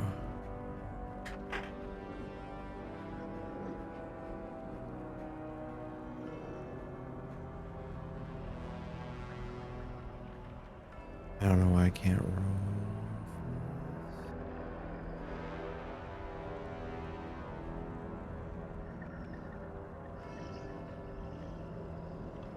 Okay. I'm going to use I think I fucking didn't write the number down. Of course now I need it. I think I had 17 charges on my staff. I'm gonna use 6. I'm gonna cast Disintegrate on him. Okay. What is that save? Dex 18. Dex 18. Okay. Jesus. You should be able to manage the charges on the item itself, I think. No, we had this problem last time. It's because I think Stopper made it like a custom version of it. I can't modify it on I here. might try to change the other one. Yeah. Yeah, it's annoying. So because this is an important roll, I am going to roll this on the table so you guys can see. There is no modifier to this. This is a straight D20. It needs to be an 18. It needs to be an 17. 17? Okay.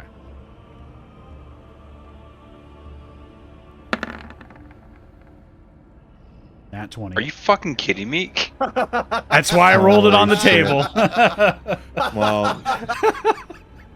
Well, that's great and all, but I just want to double check one thing.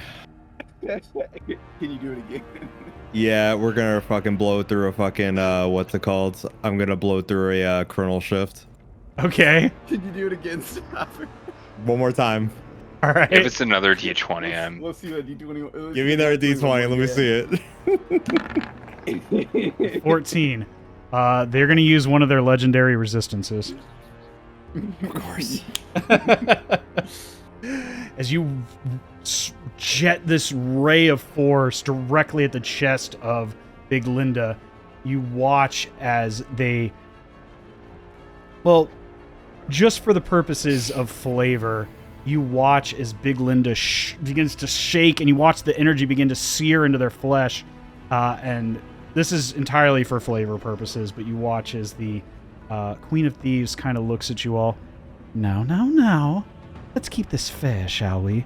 As she kind of waves her hand over, and you watch this ray of force kind of just break at its source at the staff, and the spell is diminished. But Just mechanically speaking, this is Sure. Yeah. Big Linda's legendary resistance. Mechanically speaking. I just did that for flavor. Sure. Because I think it's appropriate.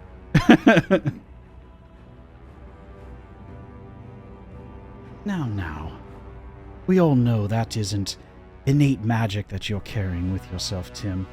Why don't we try to keep things on the level and level?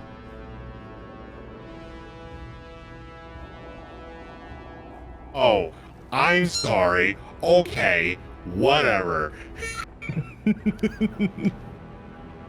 My arena, my rules. My arena, my rules. But with that, what would you like to do, Tim? Mumble to myself and fucking move on to the next person.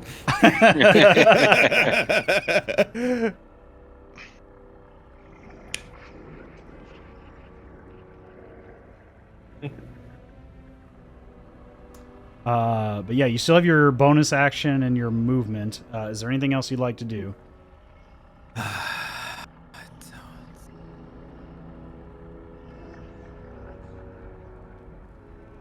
don't really think I have a bonus action I really want to do for this, but I guess I will move.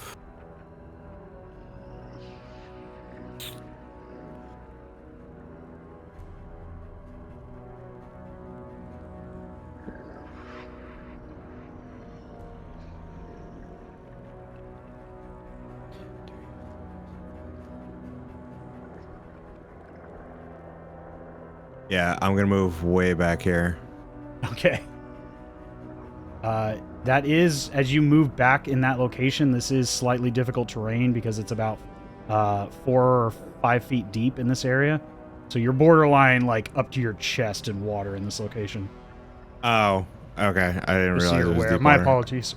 Yeah, it No, that's my fault. because you're right in front of the main outlet that's slowly gushing water out of it. What about here?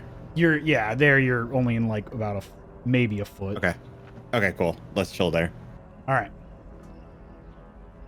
After that, Big Linda is going to take another legendary action and tail swipe you, Cedric, as they have Chugrulk in their jaws. That's going to be a 25 to hit. That does hit. Is this another legendary action? Yeah, this is a legendary action. Okay. Yeah, that hits. That is 18 bludgeoning damage, and you are knocked back. Or hold on one second. I think this is a save. Let me double check and make sure. Yeah, this is a strength save, as you're struck with this tail. To hold your position. 19. 19? Yeah, you hold your position. As this tail strikes you, you take all the force of this damage, but you are not moved by it. Dang it, I keep taking down the initiative tracker. My apologies. Next up is Chugrulk. He can attack, but it is at disadvantage. Or he can use his action to try to escape from the jaws of Big Linda.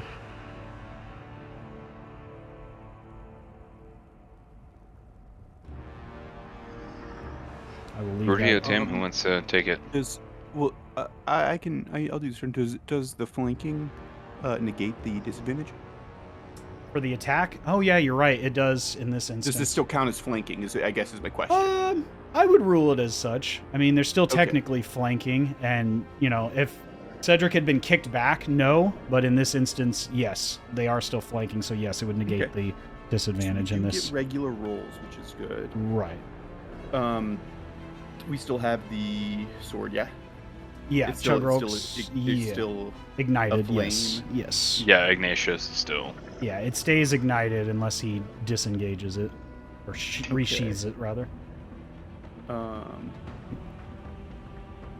man, every time I do this, I put the turn order away and it like disappears on both boards.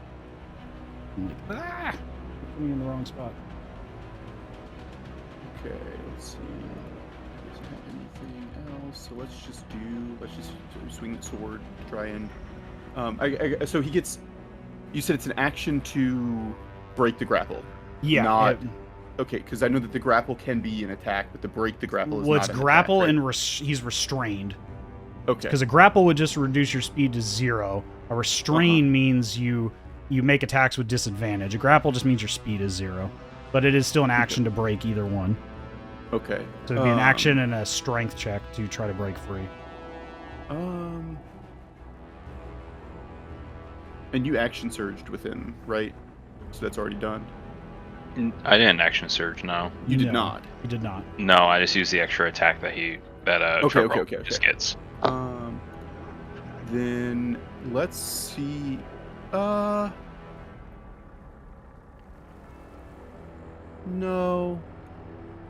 let's just swing the sword and see if we could just hurt it bad. Okay.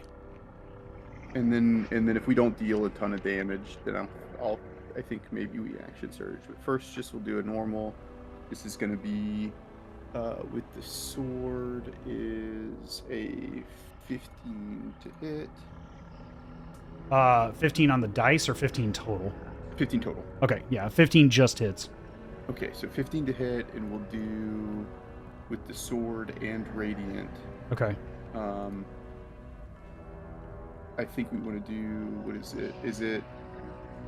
So it's a D8 plus plus 9. Plus 9, just with the sword, and then it's an additional 4d6. Okay, D8 plus 9. Okay, so we'll do the D8, which is going to be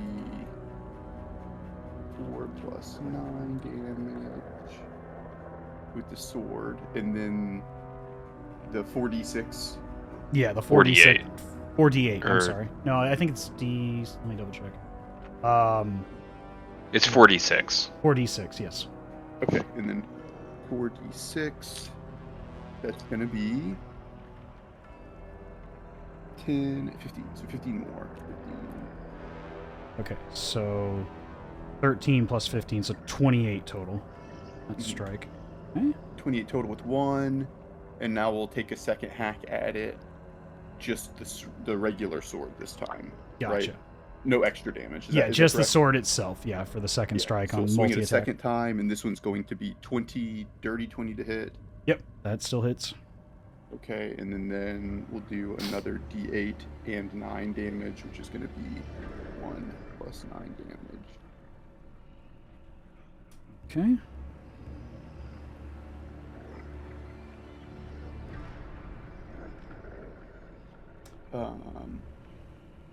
As Chugrulk swings wildly, you can see Cedric kind of counteracting the thrashing of this creature in its jaws. Check something real quick. I don't think they take...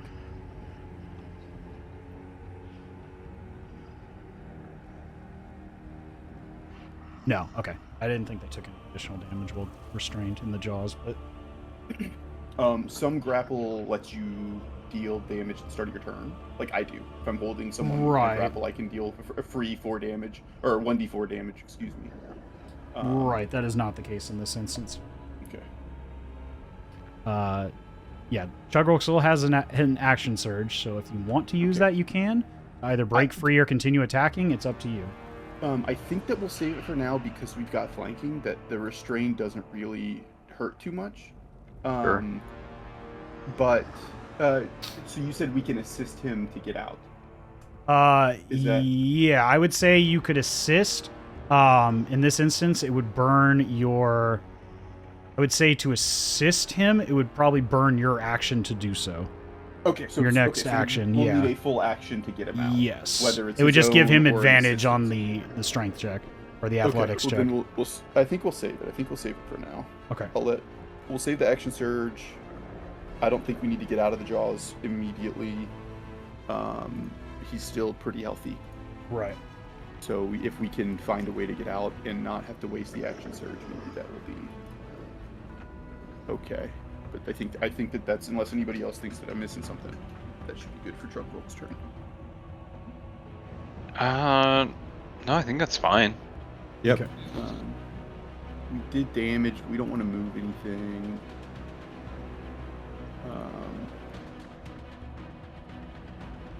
Let's go. Let's bonus action second wind Okay. to get some health back. So 1d10 and 10. So that's gonna be 8. So 20 or so 18 health 18 back. covered. Got it. 18. They are almost back to full health. Yeah, so almost back to full.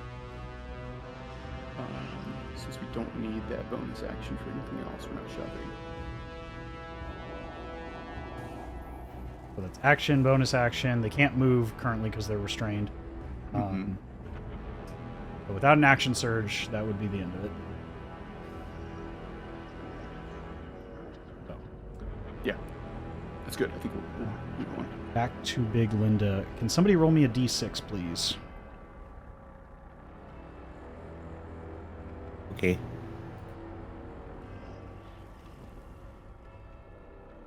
Three. The breath weapon does not recharge. Good. Great, hate that thing. Gross. But they are going to make a pair of tail swipes at you, Giorgio, and you, Cedric. So the first one we'll say is Cedric. That is 26 to hit. Yep. Now, as a reaction for Chugrulk, Yes. he gets a sentinel attack. That's right, he does. Unless the restrained would stop that. No, I don't believe it does. I don't think it would either. I'm not. Let me familiar with reread restrained. I don't think it Sentinel would while I'm either, doing that. But go ahead and roll it, and if it does, we'll just say it does not work. Okay, so I've rolled a nat 20. I promise. Okay. I believe you. I believe you. Just double checking. I and honestly so- don't know because I've never had this situation pop up. Yeah, I- I wouldn't think so. If we can attack, if all it does. Yeah, is, as long as you can make attacks. Yeah. But I don't want to, if there's like, hey, look, you're grappled and restrained. There's a lot of, Right. there's a lot of stuff going on. Yeah. Nope. It does not affect it. There's nothing that says anything about it in the wording, so I Great. will allow it. Let's go for it. Okay, so we'll do another 1d8 and 9 damage, which is going to be Yeah, you double whatever the D8 is. 5. So it's going to be a total of 10 plus 9. Damn. So 19 total. Yeah. Also, remember that Chugrulk crits on a 19 and a 20. Mhm. Just Oh, you're aware, right. because he is a I didn't champion. forget. Yeah, he's Yeah, like, totally- I didn't I forget totally that. forgot. shit." That one was a 20, but Yeah, I yeah. was thinking. That's why I was like, but I yeah. need to make sure we're swinging the sword as much as possible. Right, right.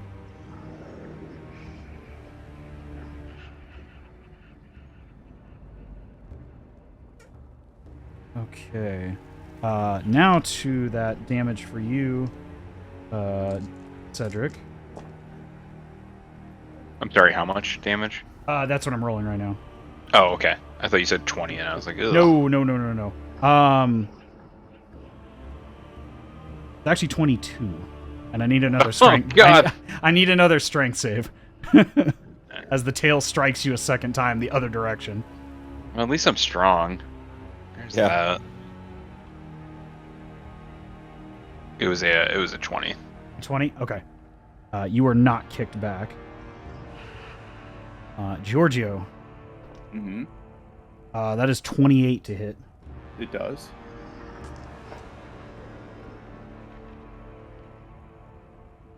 That is 27 bludgeoning damage as the tail swings back wide the other way and catches you right at the apex of the tip, almost rolling max damage there as it strikes you hard. I need a strength save, but it doesn't really matter because you can't be moved back. But I do need... How far could it move me? It can move you back. No, I do need a strength save because if you fail, you get knocked prone. Okay. Unless I don't remember if your armor stops you from being knocked prone. I just think it means... It just says it reduces movement distance by up to 10 feet. Right, so you wouldn't move either way, but I do need a strength save. Okay, strength save. That is going to be an 18. However, before you say anything else, I need to check. Indomitable. Okay, no, it's if I fail, I can reroll. Okay, so yeah, an 18. Okay. An 18 just succeeds. Fantastic. Yeah, you needed an 18. So you watch as this tail, you otherwise not so much move back, but just downright crushed by the end of this tail as it swings wide, strikes your companion, and then swings up and then down at you, almost like it's just trying to whack-a-mole the two of you behind it while it bites down on Chugrulk.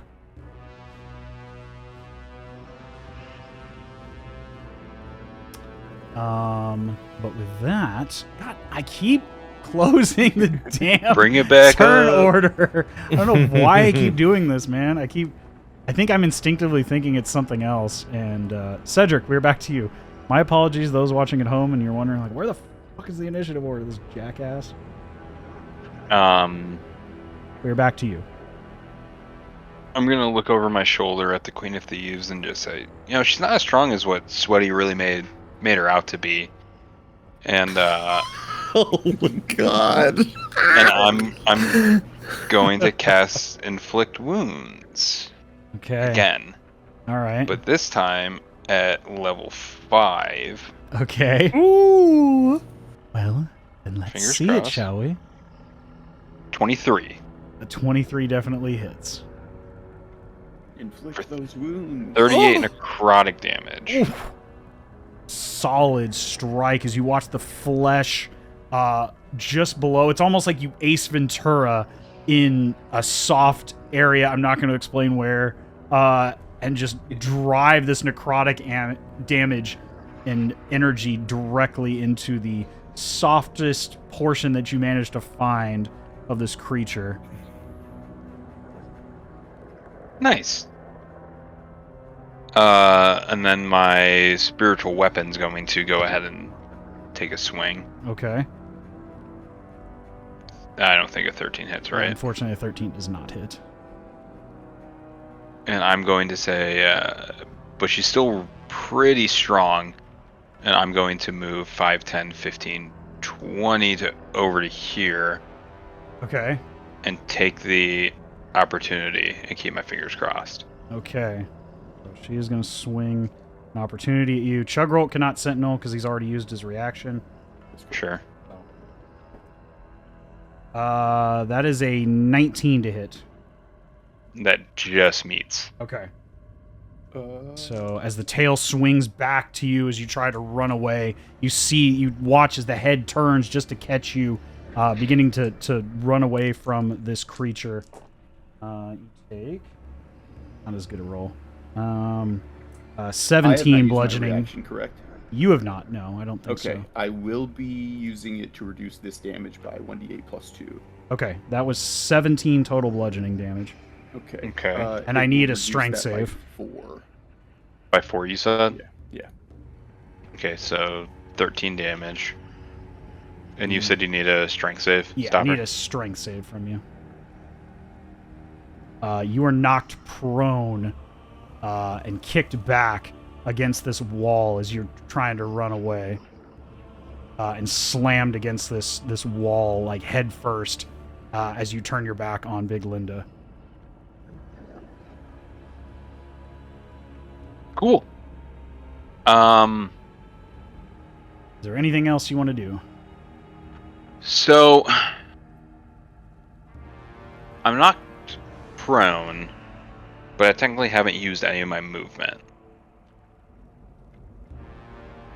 Right, Right. yeah, because You you got didn't. launched. Yeah, you got You didn't launched get forcefully. Yeah. So I'm still going to use half of it to get back up Okay.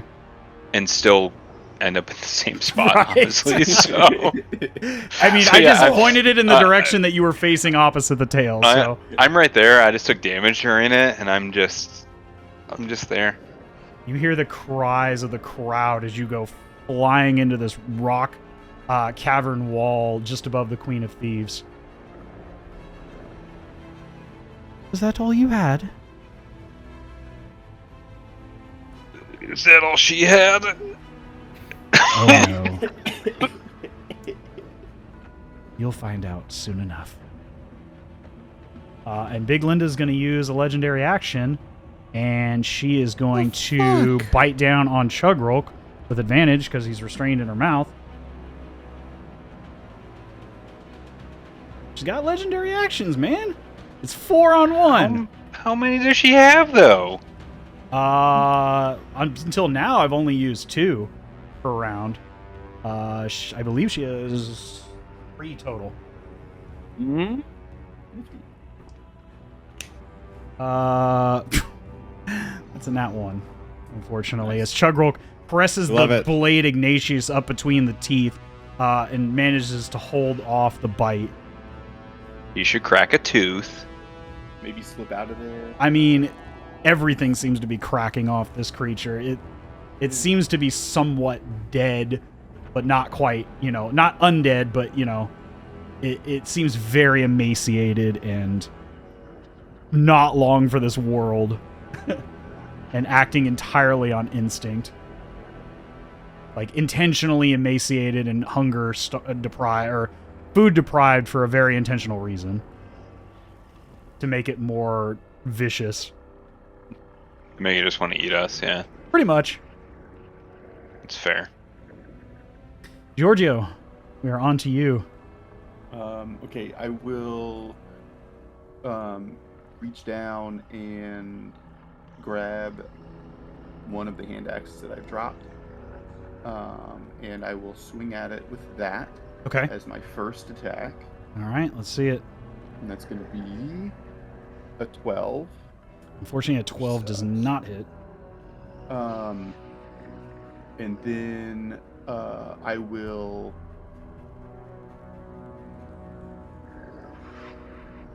do I want to do...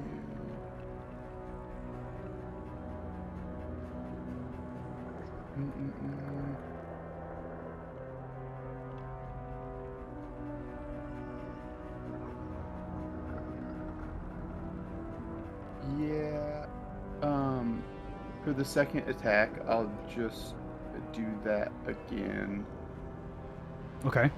Swing back at it with the same one. This one's going to be a 22. 22 definitely hits this time. Okay, As 22 the first definitely. strike goes wide and grazes across the scales, the second time you bring it down hard between 2 muscle groups and drawing this black ichorish blood that's spewing out all over the wounds of this creature. Okay, so that's going to be 11 damage there. Okay. And then I have my Psionic Strike, Okay. which I can just deal a little bit. I can propel my weapons with Psionic Force. If I hit a target within 30 feet with a weapon, I can Right. deal 1d8 plus 2. There it is. 1d8 plus 2, so an extra 4 damage. Okay. My d8s are not getting the high end of that. All right. So 15 total on that strike. Big Linda is bloodied. Our favorite word.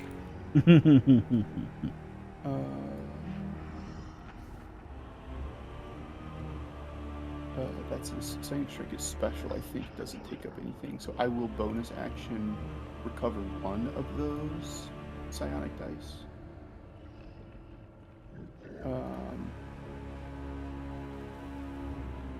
Yeah, we'll get that back.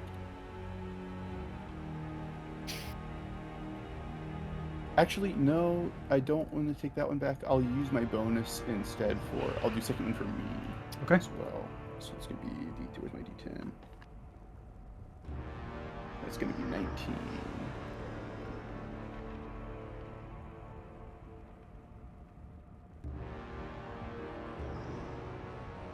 Okay. Okay. Is there anything else you'd like to do?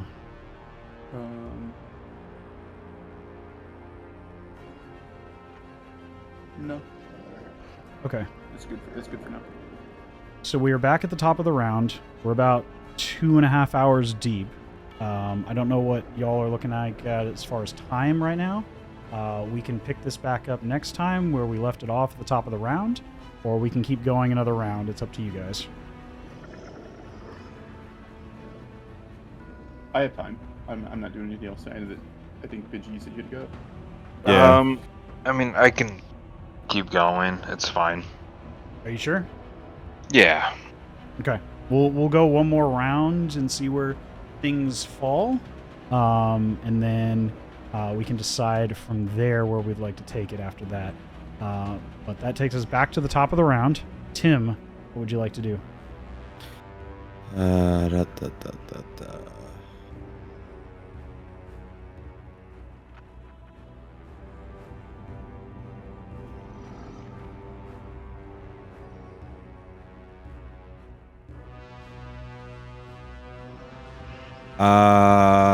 I'm going to. I realized I probably should move closer. I shouldn't fur away. I just want to make sure. You know, actually, it's fine. Where I'm at, I'm going to cast Scorching Ray at level 4. Okay. So that would be. Normally it has 3 rays. So this is an additional 2, I believe, at 4th level. Yep. So yeah, it'd be 5 total rays. So we roll for all 5 of them. So let's go ahead and roll all to see how many hit, and then we'll just roll the damage all at once. Does that work for you? Okie dokie. All right. Yeah. So first one. 16 just hits. Okay. 2. 25 definitely hits. 26 definitely hits. Let's go. 16. Let's go, dude. Hits. We get all 5.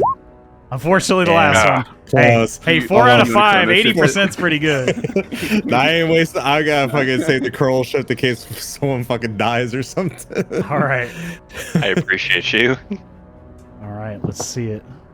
All right, so it's. I think each one is 2d6 on each. 2d6 on each. Yeah. So that's 8d6. It's like a fireball. Nice. All right, let's do it. 8d6. Not bad, not bad. You watch as one hand and the other coming out of the tip of the staff, immediately striking Big Linda in multiple parts of their body, just burning any of this already loose flesh from strikes from either Chugrulk or your other companions around the area that's their jaw pointed at you. You can see just like the bone of the jaw beginning to sear away as Big Linda's beginning to show some damage. Sorry, one more die. Okay. It's my D8. Gotcha. Okay. So that's actually another 7 on top of it, because I only can do it to 1 spell. Got it. Yeah. Okay, cool. And then actually, yeah, then I am going to, yeah, I'm going to move closer. 5, 10, 15, 20, 25. I actually, this is stupid. I am going to move back, but I'm going to move like right here because I have to be within a certain range to use Chronal Shift. So if I have to use it, I got to be nearby. Gotcha. Yeah, I know. I gotta get up. I gotta get in there. I don't wanna, but I gotta. Well, Big Linda is going to use her last legendary action, in this case, having just taken a severe amount of fire damage from you, but is going to leap using her vaulting crash, is going to leap up and try to stomp on top of you, Tim. I need you to make a dexterity saving throw. She's going to take Chugrulk with her. Jesus Christ. Is that legendary action, so I'm assuming does not provoke attack of opportunity? In this case, it would not either way. It does not provoke attack of opportunity. Okay. Yeah, it is a special ability. Okay. Yeah, I need a dexterity saving throw. Dirty 20. There you go. Yeah, you do succeed, but you do still take half damage. That's okay.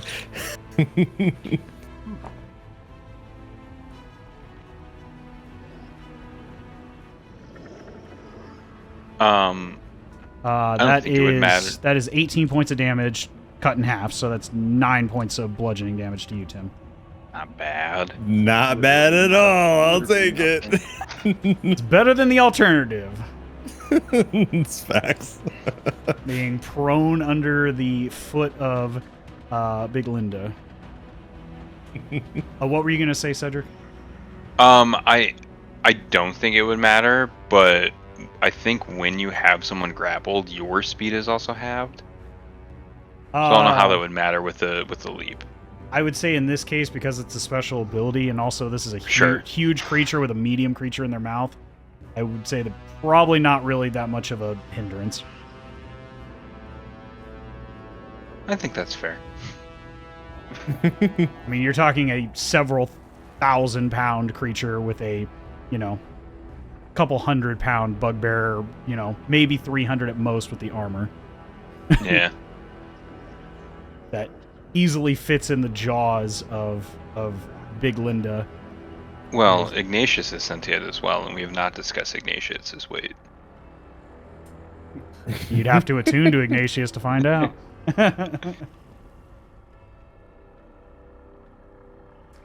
But as far as you know, it's just another longsword, so probably less weight than the total weight of Chugrulk's armor.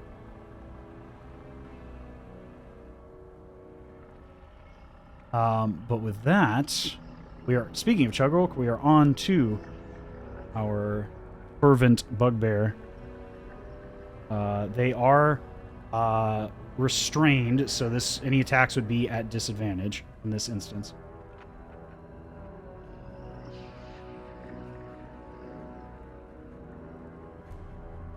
Whatever you guys would like to do, you can discuss among yourselves.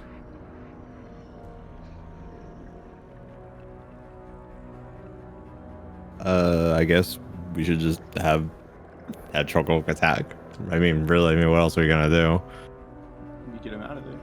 Yeah, it's true. It still is considered flanking for where it is right now. Not in this instance, no, because Big Linda has jumped away. You would need to be on the other side of her right now. But wouldn't Tim be flanking with Chugrulk? No, not in this instance, no. He's not prone, but not flanking in this instance. Yeah, if I didn't succeed, I would be. Well, even then, you would be prone for the likelihood of... I don't think you get the flanking bonus from a proned individual. Yeah, they would need to be, in this case, from where Chugrulk is kind of at this point, just over here, closer to this bale of hay. Okay. I'm fairly certain you don't. Let me double check and make sure, but it doesn't really matter in this instance because they're not directly across from Chugrulk. Just based on where Chugrulk is and where Tim is, I think Yes. that would be considered flanking. No, not in this instance, no. Because if Big Linda was a normal-sized creature, yes. But they are a huge creature, so they need to be on the opposite end. Kind of the way that you and Chugrulk were... Yeah, opposite the center, so the backside of... That makes sense. It's hard to see because the creature, it's a circle and just shows the head in this instance, but they would need to be on the opposite end. If Big Linda was a medium-sized character standing between them, yes, then it would be flanking.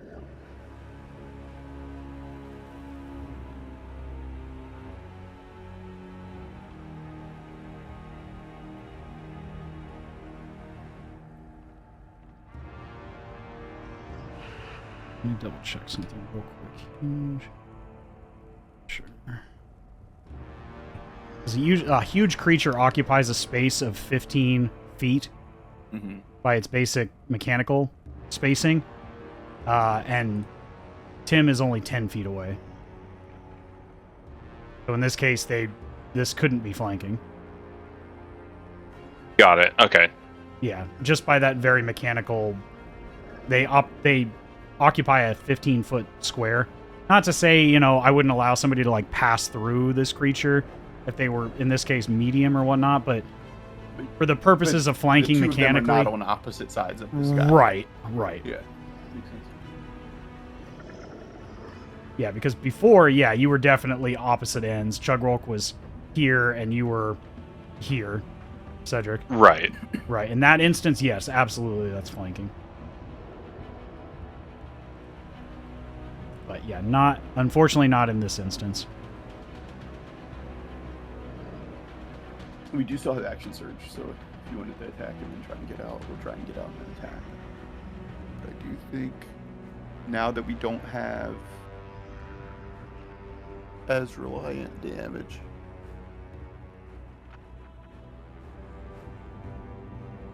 And attacks are at disadvantage because of no flanking. Right. It's Because they are restrained. more, what's the word? Less likely. Yeah. Lower percentage.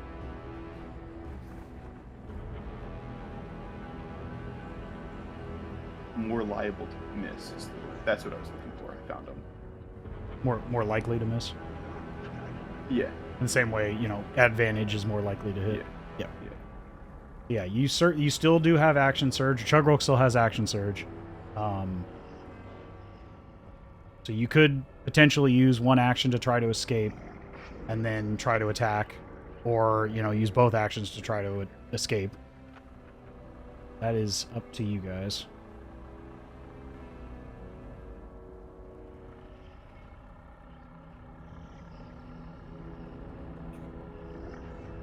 Yeah, what you thinking, Tim? What do you think, Shiny?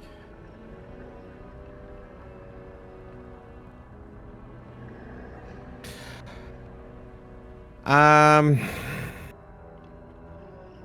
don't know. I think at this point, since we don't know how much health. It's at disadvantage. So I just want to double check something. It's if we do an action to break, if I have a Chugrulk take an action to break out of the grapple, do I get an action to also attack, or is that that's it? That's it. You get out. Now you have action surge. and so Right. you can then action surge and use a second action. Right. Yeah, Which would then be and it would be an unfettered attack, which is speed is 0 because of the grapple. When you break the grapple, do you get your speed back? Yeah. When you're You could then move and reposition. to where right. you have Yeah, as long as you stay flanking within. as well if you wanted to do that, or just get the hell away. But that would leave you by yourself right next to us. I don't think that you would want to do that, but it's I'm there. funny enough. I'm actually not too worried about myself. which is also fine. I think I'm alright. Yeah, go wild.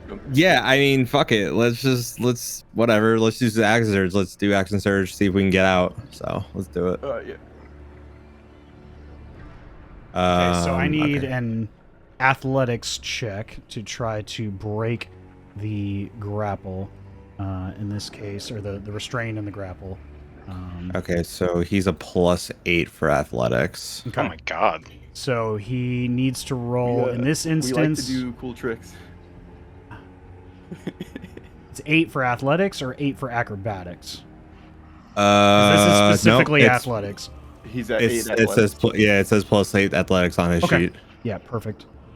So in this case, the restraint, this would be, they need at least a total of 18 is the DC. Easy. Okay. It's literally a coin toss. No, it's easier than a coin toss. Slightly, yeah, better than a coin toss. Well. So unfortunately, that is. So about that. Yeah. I would. Oh, he say can spend a lucky. Let's still action. Yeah, He does you have do lucky. Lucky's way better than what I was gonna say. You could action surge and then just try it again, but I forgot about lucky. Let's go. Yeah, I forgot he had lucky. So yeah, if Yeah, you want to what- re-roll that, you can. Yeah, let's do it. Reroll it. So lucky lets you reroll. Yes. Yeah, you Okay. need a 10 or higher. Let's go. Oh my god. You watch as Chugrulk slices through and pushes out with his foot, kind of cartwheeling back out of the jaws of Big Linda. And they are no longer restrained and no longer grappled.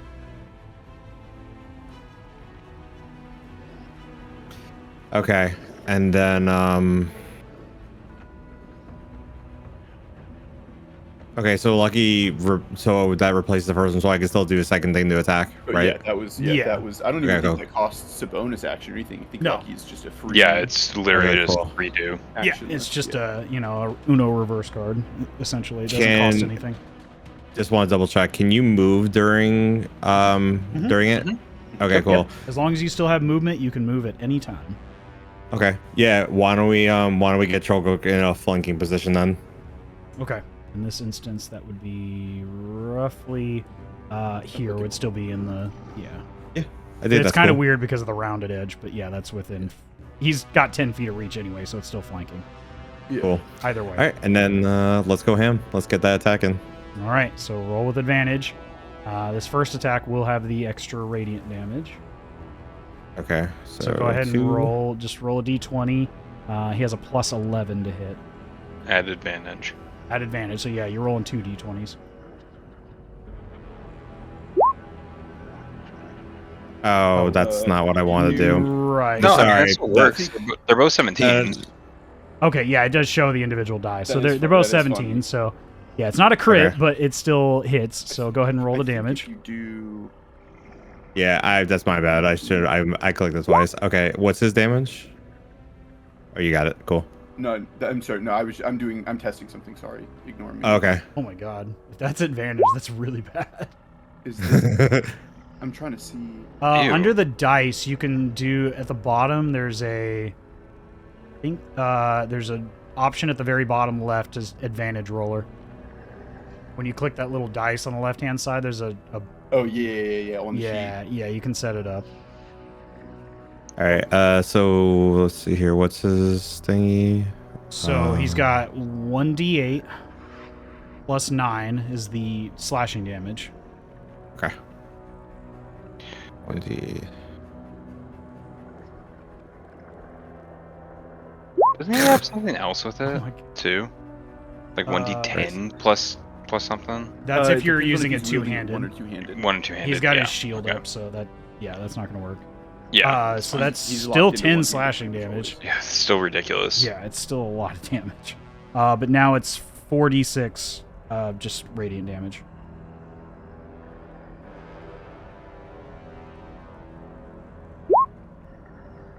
Oh my god. Jesus, man. Take that. 5415. That's still really fucking good Yeah. for 4d6. Yeah. Okay. All right. That's his action. Action surge. I don't think he has anything else. Bonus This one action. has two. He has. Yeah, two he would still get attacks. his extra attack since he ended up. Oh, that's hitting right. an He's still attack this turn. that's right because he did take an attack, so he does one more non-radiant attack. So this is just a straight Okay. slashing attack. Go ahead and roll one more Okay. time I with think advantage. If you do 2d20 KH1. I messed it up whenever I did it. I think it's slash roll 2d20 KH1. It'll keep the higher one. Oh, I'm just on. Or you yeah, or just, just do Yeah, that. I just get. It's just easier. for Either me, way, yeah. yeah, that's definitely Yeah. gonna hit Yeah. either way. So go ahead and roll. It's 1d8 plus 9. Or you said D8, right? Yeah, d8 because it's one-handed. Okay, There we go. Better than so before. 15. Yeah. Yeah, Big Linda's looking a little hurt at this point.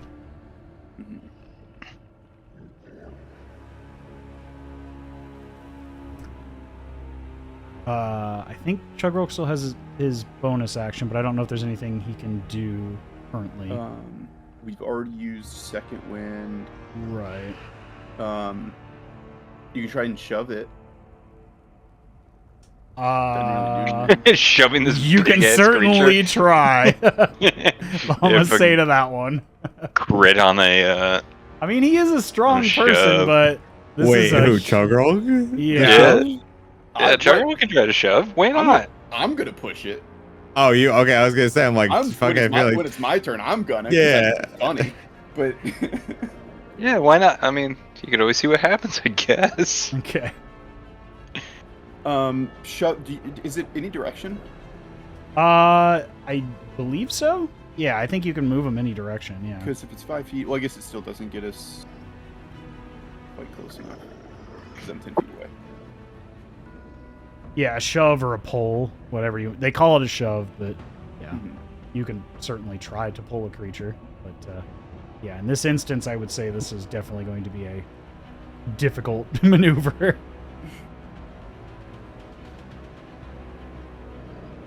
But if that's what you want to do, go for it. What's the roll? You need to make I believe it's an athletics, opposed athletics. Okay. Okay, his athletic. Okay, yeah, it's 8. So. Okay. Okay, so D20. Sure, why not? Fuck it. See it. 17. 25. She rolled a 24. That was actually Nice. not good. Let's go. Oh, I'm dude. sorry, the 25? Okay. Because I didn't add the No. modifier, yeah. Yeah. So I'd say just push her this way. It's a little Yeah. bit closer. Gets her off of you. Sure. Yeah, let's do it. You watch as Chugrulk shoulder checks this giant creature. My god. But anyway. sure, why not? They can't legendary action right now because this is the start of their turn, so that would recharge now. I do need somebody to roll me a d6, please. Yes, I will again.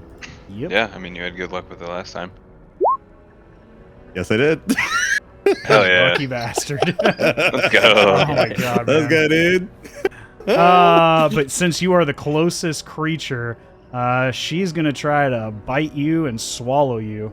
So, Wallow? Buy me dinner first, eh? nope. Gross. She's gonna try to bite down on you, Tim. Okay. That is a 23 to hit. Ooh, that would hit, except I'm going to cast shield. Okay. All right. Well, she's gonna do it again. Okay. I think What's it's still your- last. What's your total with shield? I'm at 24 now. 24. Okay, so she needs to beat a 24. That is a 26 on that one. Damn. Fuck.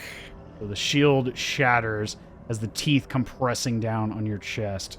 You are grappled and restrained. What were you saying, So- Giorgio? Chugrulk has reach Oh, that's right. and Sentinel. Okay. So do we get the reaction Sentinel attack on this? Yes, you would get the Sentinel attack on this because they are within range. Okay. Let me double check Sentinel, make sure the language on it. So I Sentinel think it's as specific- long as you're within the melee range, but let me double check and make sure Sentinel, it's... as written, says 5 feet, but I've Right. always understood it to be the equivalent of an attack of opportunity. I would say in this instance, I'll allow it because he's within Yeah. 10 feet of his melee reach. Yeah, I see it physically says that, but this was added. His Bugbear That's- reach was added after that was written. Yeah. That's, So, like I said, I'll override it and say it's in melee. I don't care in this instance. Rule of cool on this one. Yeah. Yeah, rules as written, it's 5 feet. I'm going to override that. I don't think Yeah. that's fair as long as they're within melee. Yeah. Shane, you want to roll it for your own? Sure. What am I rolling? For your own So- safety. It's another attack from Chugrulk. Chugrulk. Yeah, this would be Okay. another D20 plus 11. Yeah, that definitely hits. So roll another D8 plus 9 of damage. Okay, 14 more. so 14. Yes. Big Linda is looking mighty hurt. Yeah, we're at the kill big dragon. But you are still getting bit. So this is, yeah, you're getting crunched That's The- fine. pretty significantly here. So crunch, crunch. Ooh.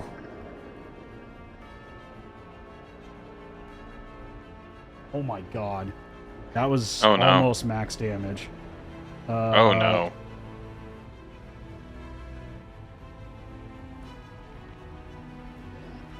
That is 43 points of piercing damage. That's all right.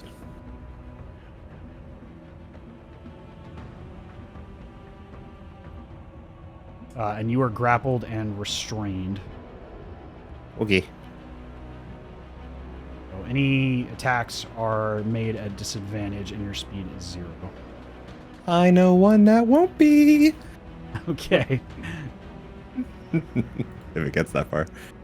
All right, Cedric, we are back to you. All right, I'm gonna first use my bonus action to just move my spiritual weapon Okay. and take an attack. All right, let's see it. That is not hit. Or No, no, 9. 16? Well, that's a 9 to hit, or is that a 9 damage? Nope, that's with 7. Yeah. So that unfortunately does not hit. Great. As Big Linda's tail smacks your spiritual weapon away. I'm gonna try with the guiding bolt, and one of these attacks is gonna hit. Okay. What level are you casting the bolt at? It's at level 3, 14. Inflict wounds on that one? Sorry, guiding bolt. It's still plus 7. Plus 7. Okay. A 14 unfortunately does not hit. Cool. I'm gonna go behind this pillar. Around this way. I go behind pillar and feel much. Yeah, I go behind pillar. Feel much shame. Yeah, pretty much. Nothing's working out. I'm guessing I'm gonna end my turn here.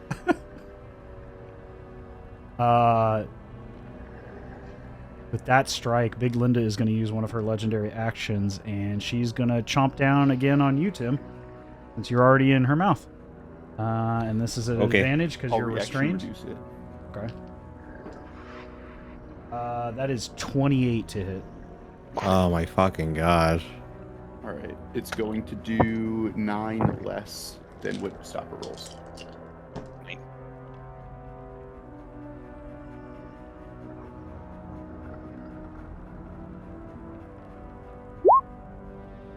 That is 32 points of piercing damage. Oh.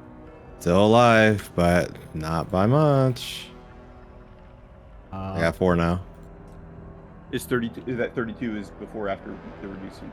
Yeah, you can reduce it another 9. I'm taking 9 off of that. Oh, okay, gotcha. So yeah, that would be so add back 9 if you already took off the That's 32. my reaction. 23 total. And that's a Yeah. dice. Use that one less. Giorgio, we are on to you. Your companion is being slowly crushed and broken apart in the mouth of Big Linda. Okay.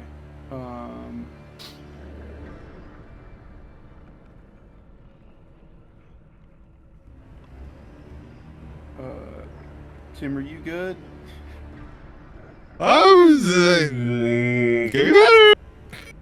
Could be You better. look as Tim is kind of twitching and short-circuiting as this is going on.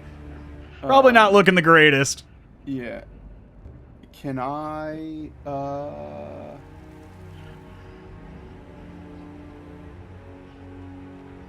tell like you said that Big Linda looks like she's not doing good. Like how not good is not good? Does the Big Linda look like she's about to die? Give me a medicine check in this instance. Medicine check is gonna be, where's my medicine? Say this is medicine to assess the wounds of a creature. 9.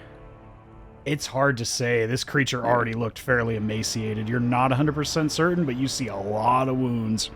Mm-hmm. You would imagine this, but you can't tell because this creature is just acting purely on instinct and just destroying anything it can get its hand or its mouth around. Yeah. So, but you're not 100% sure with that roll.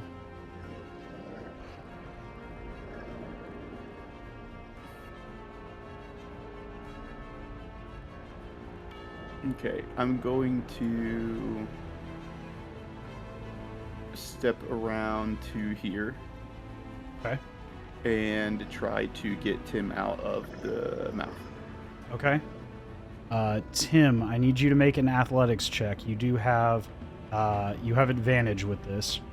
Or is it? Oh, so Okay. In this case, I would say yes. Well, you're the one Is- trying to instigate this, correct? I'm trying to get him out. Yes. Okay. Yeah. So in your case, so this is your contested athletics. Yeah. That's if it wasn't this, then I'm not doing that because Right. Tim has He does not have good. Okay. Yeah, my athletics Okay. is -2. Sorry. It's not. Yeah. My apologies. I thought you were athletics is assisting to +9 try to is- get him out. Okay. I see what yeah, you're I doing. would You're like trying to- to just I like would trying to like yank him out of I there. would like to get him out some way. If I can grab at Linda's teeth and try and open the jaws, or Sure.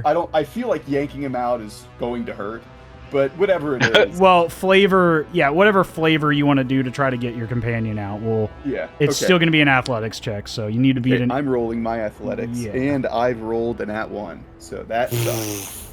Yeah, That's not you go good. to rip the jaw apart, and the teeth clamp down even harder, as Big Yeah, Linda is sorry. just You imagine if Tim's frame wasn't metal, he would have already been ripped into multiple pieces. Yeah. 'Cause you can hear the frame just like it sounds like metal bending. It is not a pleasant sound.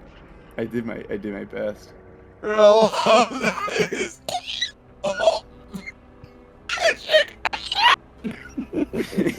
But Tim, we are back to you. We are back at the top of the round. We can keep going or we can hold off here. We're right at like 3 hours. Up to you, Cedric. I think we're pretty close to killing this thing, so I think that we can just go until we kill it, and it'll be fine. Okay. I am using my bonus action to recover psionic dice. Okay. You know, JJ. Got it. Tim, we're back to you. What would you like to do? You were being slowly devoured and crushed to pieces by Big Linda. What are you doing?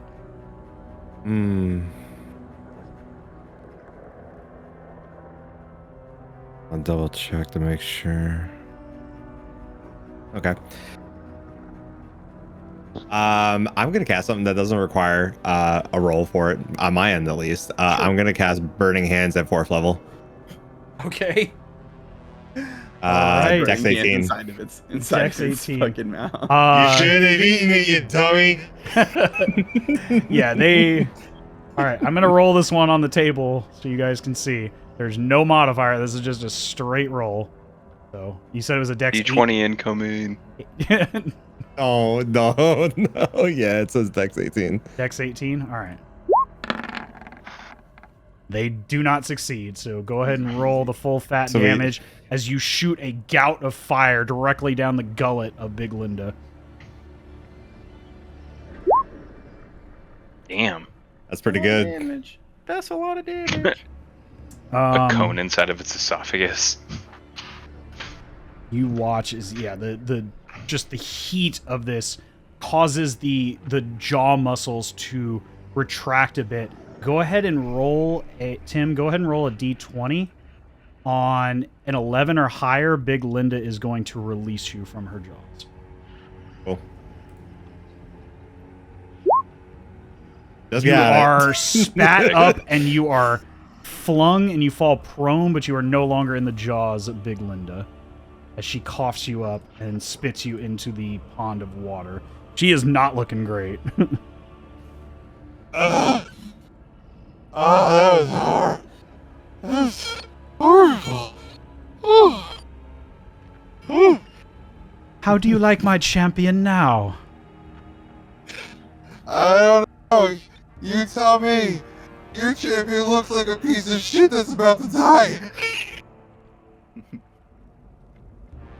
Mind the water. We wouldn't want you to rust.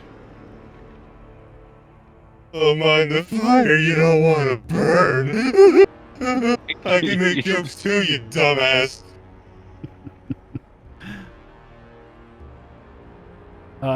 With that, Big Linda is going to use one of her legendary actions. And she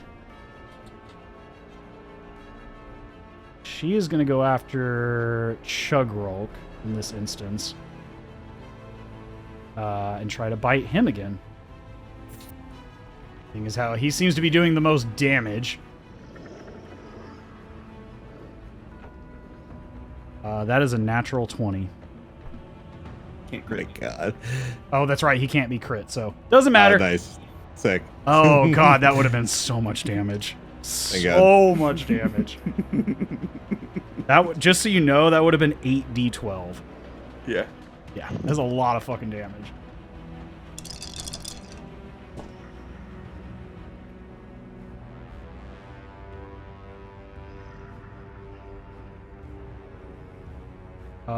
That is 36 points of damage to Chugrulk. Mark off here.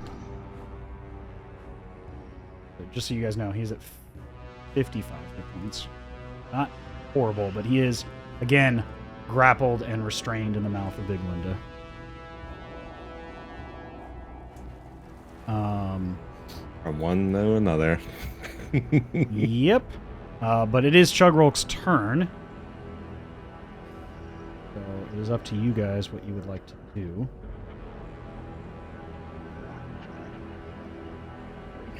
Are you in charge this time?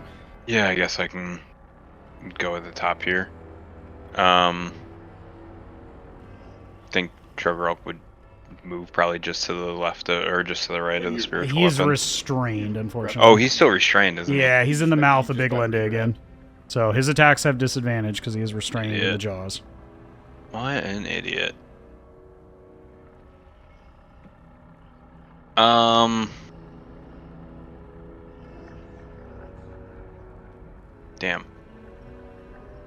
Yeah, I mean, I think he would still probably attack even if it's at disadvantage.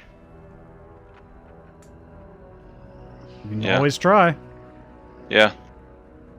What did you say it was, Brad? Roll 2d20 KE or KE20? I think it's K each one at the end of the 20, like it's in one word. 2d20 K each one. Like this. Is that the same for disadvantage or advantage? Oh, sorry. Yeah. So for lower, it'd be KL1. KL1? Yeah. Right. Keep the lowest one. I think if you do slash roll that, it should. Yeah.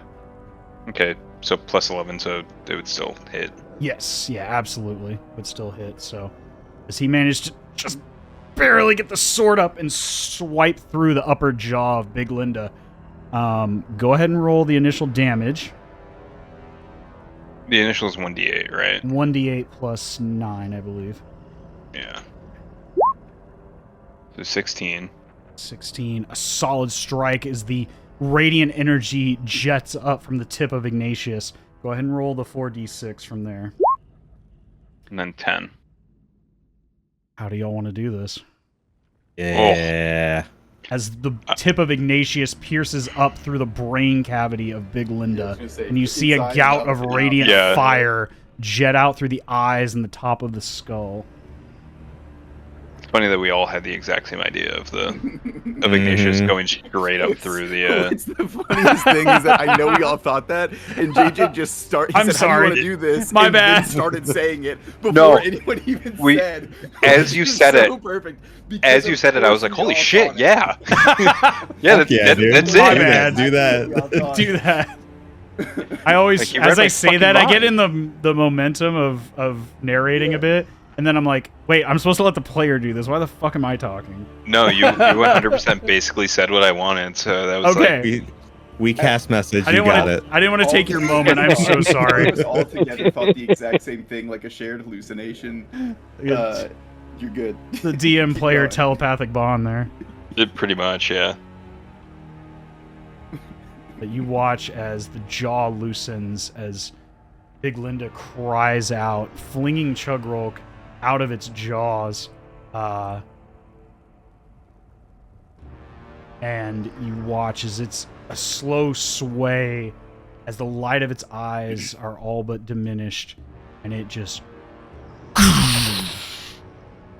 falls to the cavernous floor in a heap of black ichor and loose, shredded flesh.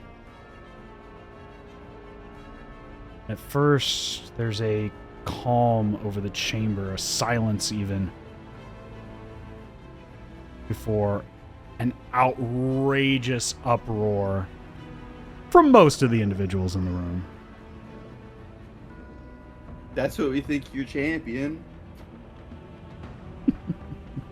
Where do I get my 16 gold to put on myself, huh? As you say that, Tim, you suddenly feel this clink of a small metal object as a small platinum strikes you in the back of the head from overhead in the peanut gallery. Thank you, Peanut Gallery. That was an one odd. Let's go. The platinum coin falls in the water beside you.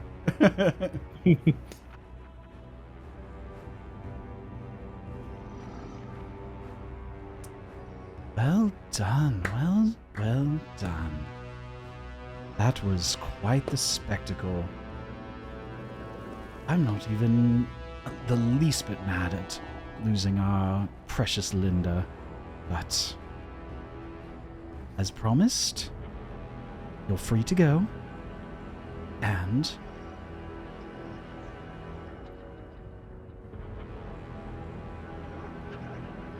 Lies, you have the information we discussed the other day. And you watch as this tiefling over here, that seems to be not caring much at all as they're reading through this text in their hand as they kind of step down the stairs. A lady? I believe, if I recall, we found that the Chancellor's seal is in one of the old manor houses. We were going to send a strike team to collect it, but if your intention is to give it to these adventurers, I can certainly pass along the information.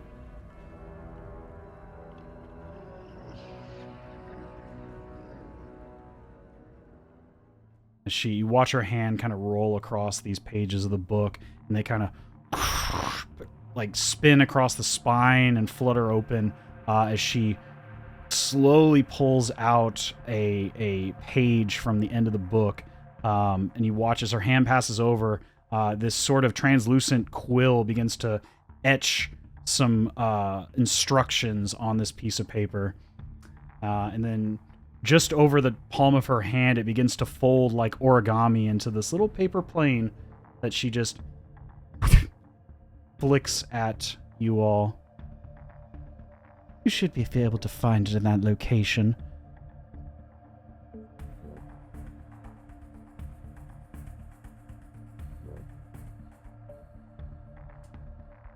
The plane slowly flutters into your hands, whomever wishes to catch it. I'll snatch it. As the queen slowly continues to clap before looking to you all. It's yours for the taking, if you can get it. We've lost 4 strike teams trying to gather that particular item.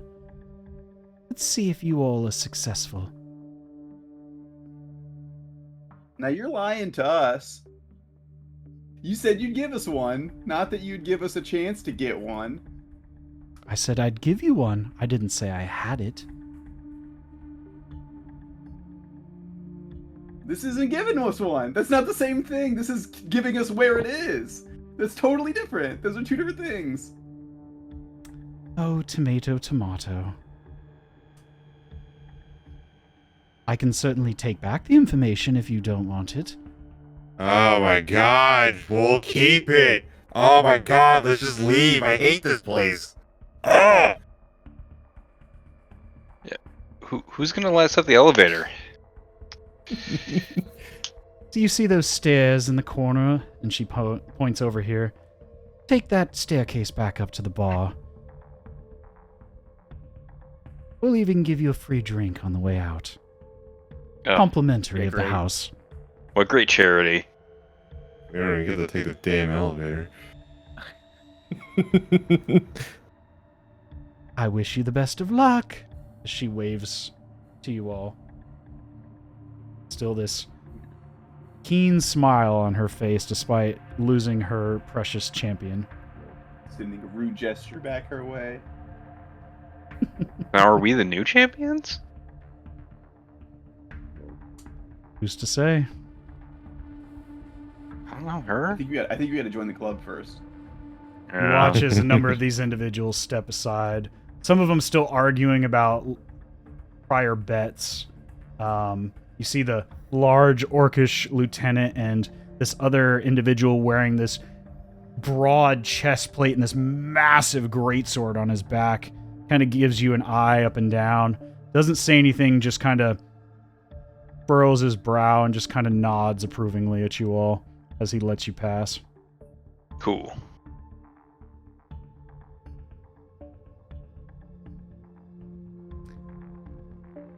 But as you are allowed to leave the pit of the Queen of Thieves fighting arena for slaying her champion, this monstrous creature known as Big Linda, you find yourselves back at least a bit higher in the bar, back up in this area, and you come up. Let me bring you back over here. Let me reveal this to you guys real quick. As you see the back of what looks like a cabinet begin to slide open as you come up behind the bar. You see the barman kind of nod at you all as you begin to leave. As you see him begin to pour a handful of drinks and slide them down the bar towards you as you pass. I'm leaving. Yeah, you are over here. Sorry for those at home. I'm going to bring this down a little bit so you guys can see where we are. Coming right here. Move that out of the way. As you step back into this noxious, slightly abandoned storm sewer, you look back the way you had come, which would be south this way, but there is another exit this way as well.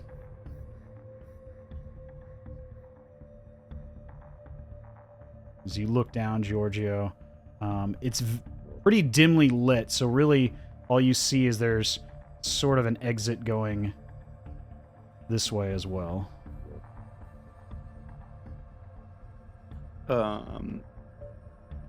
Is one direction brighter than the other?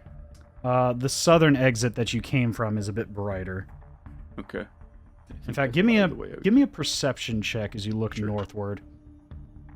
That's gonna be... Where is perception?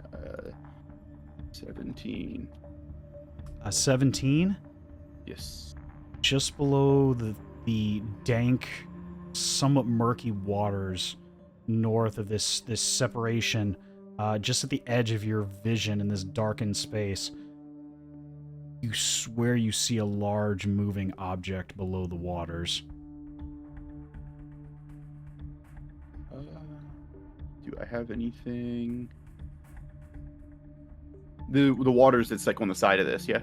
No, it's the stuff in the center, like directly in the center. In the center. Yeah, it's about, at some points, it's like 10 or 12 feet deep of water. Okay, I see. Enough for a large, like a channel. something large is moving up and down through this channel of water.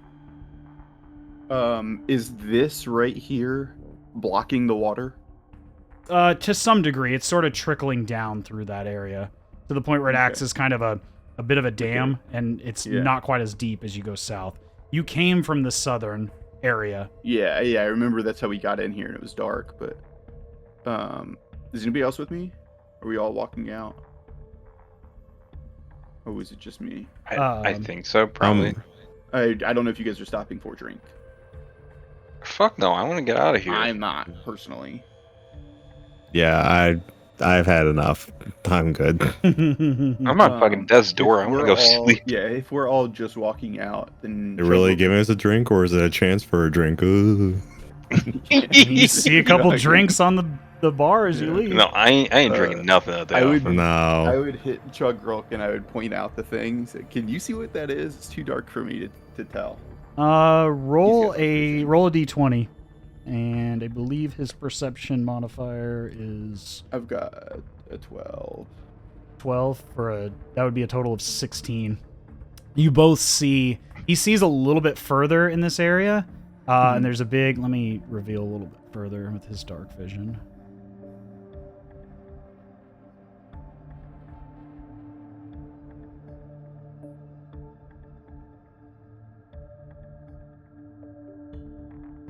You can see it's kind of like a roundabout, moving in a couple different directions, one going eastward or westward, and then one continuing going north on the other side of this donut. But you see, and Chugrulk kind of points out, there's more than one of these large moving objects. He can't tell what they are. No, neither of you can tell what they are because they're below the murky water. But they are moving against the current. Okay, not interested in fucking with that. Let's go. Nope. As you nope out back the way you came, a torch in hand to light the way, you slowly walk back, trying to hold your wounds as best you can, as you find your way back to topside in Buckle Down Row. And pull that back up. We'll just sort of theater the mind this as we return back to Buckle Down Row. You step back up from below the bar.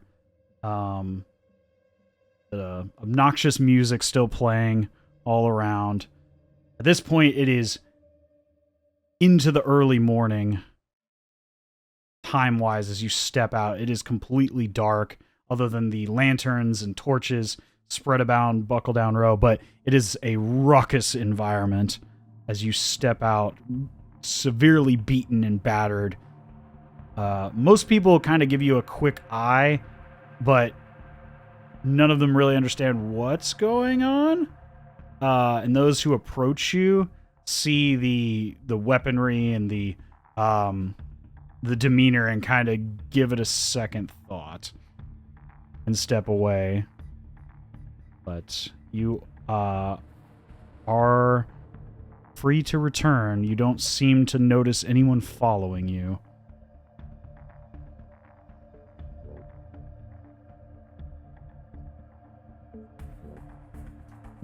But with that, as you come topside, I think that's probably a good stopping point, and we'll decide where things go from there during our next session.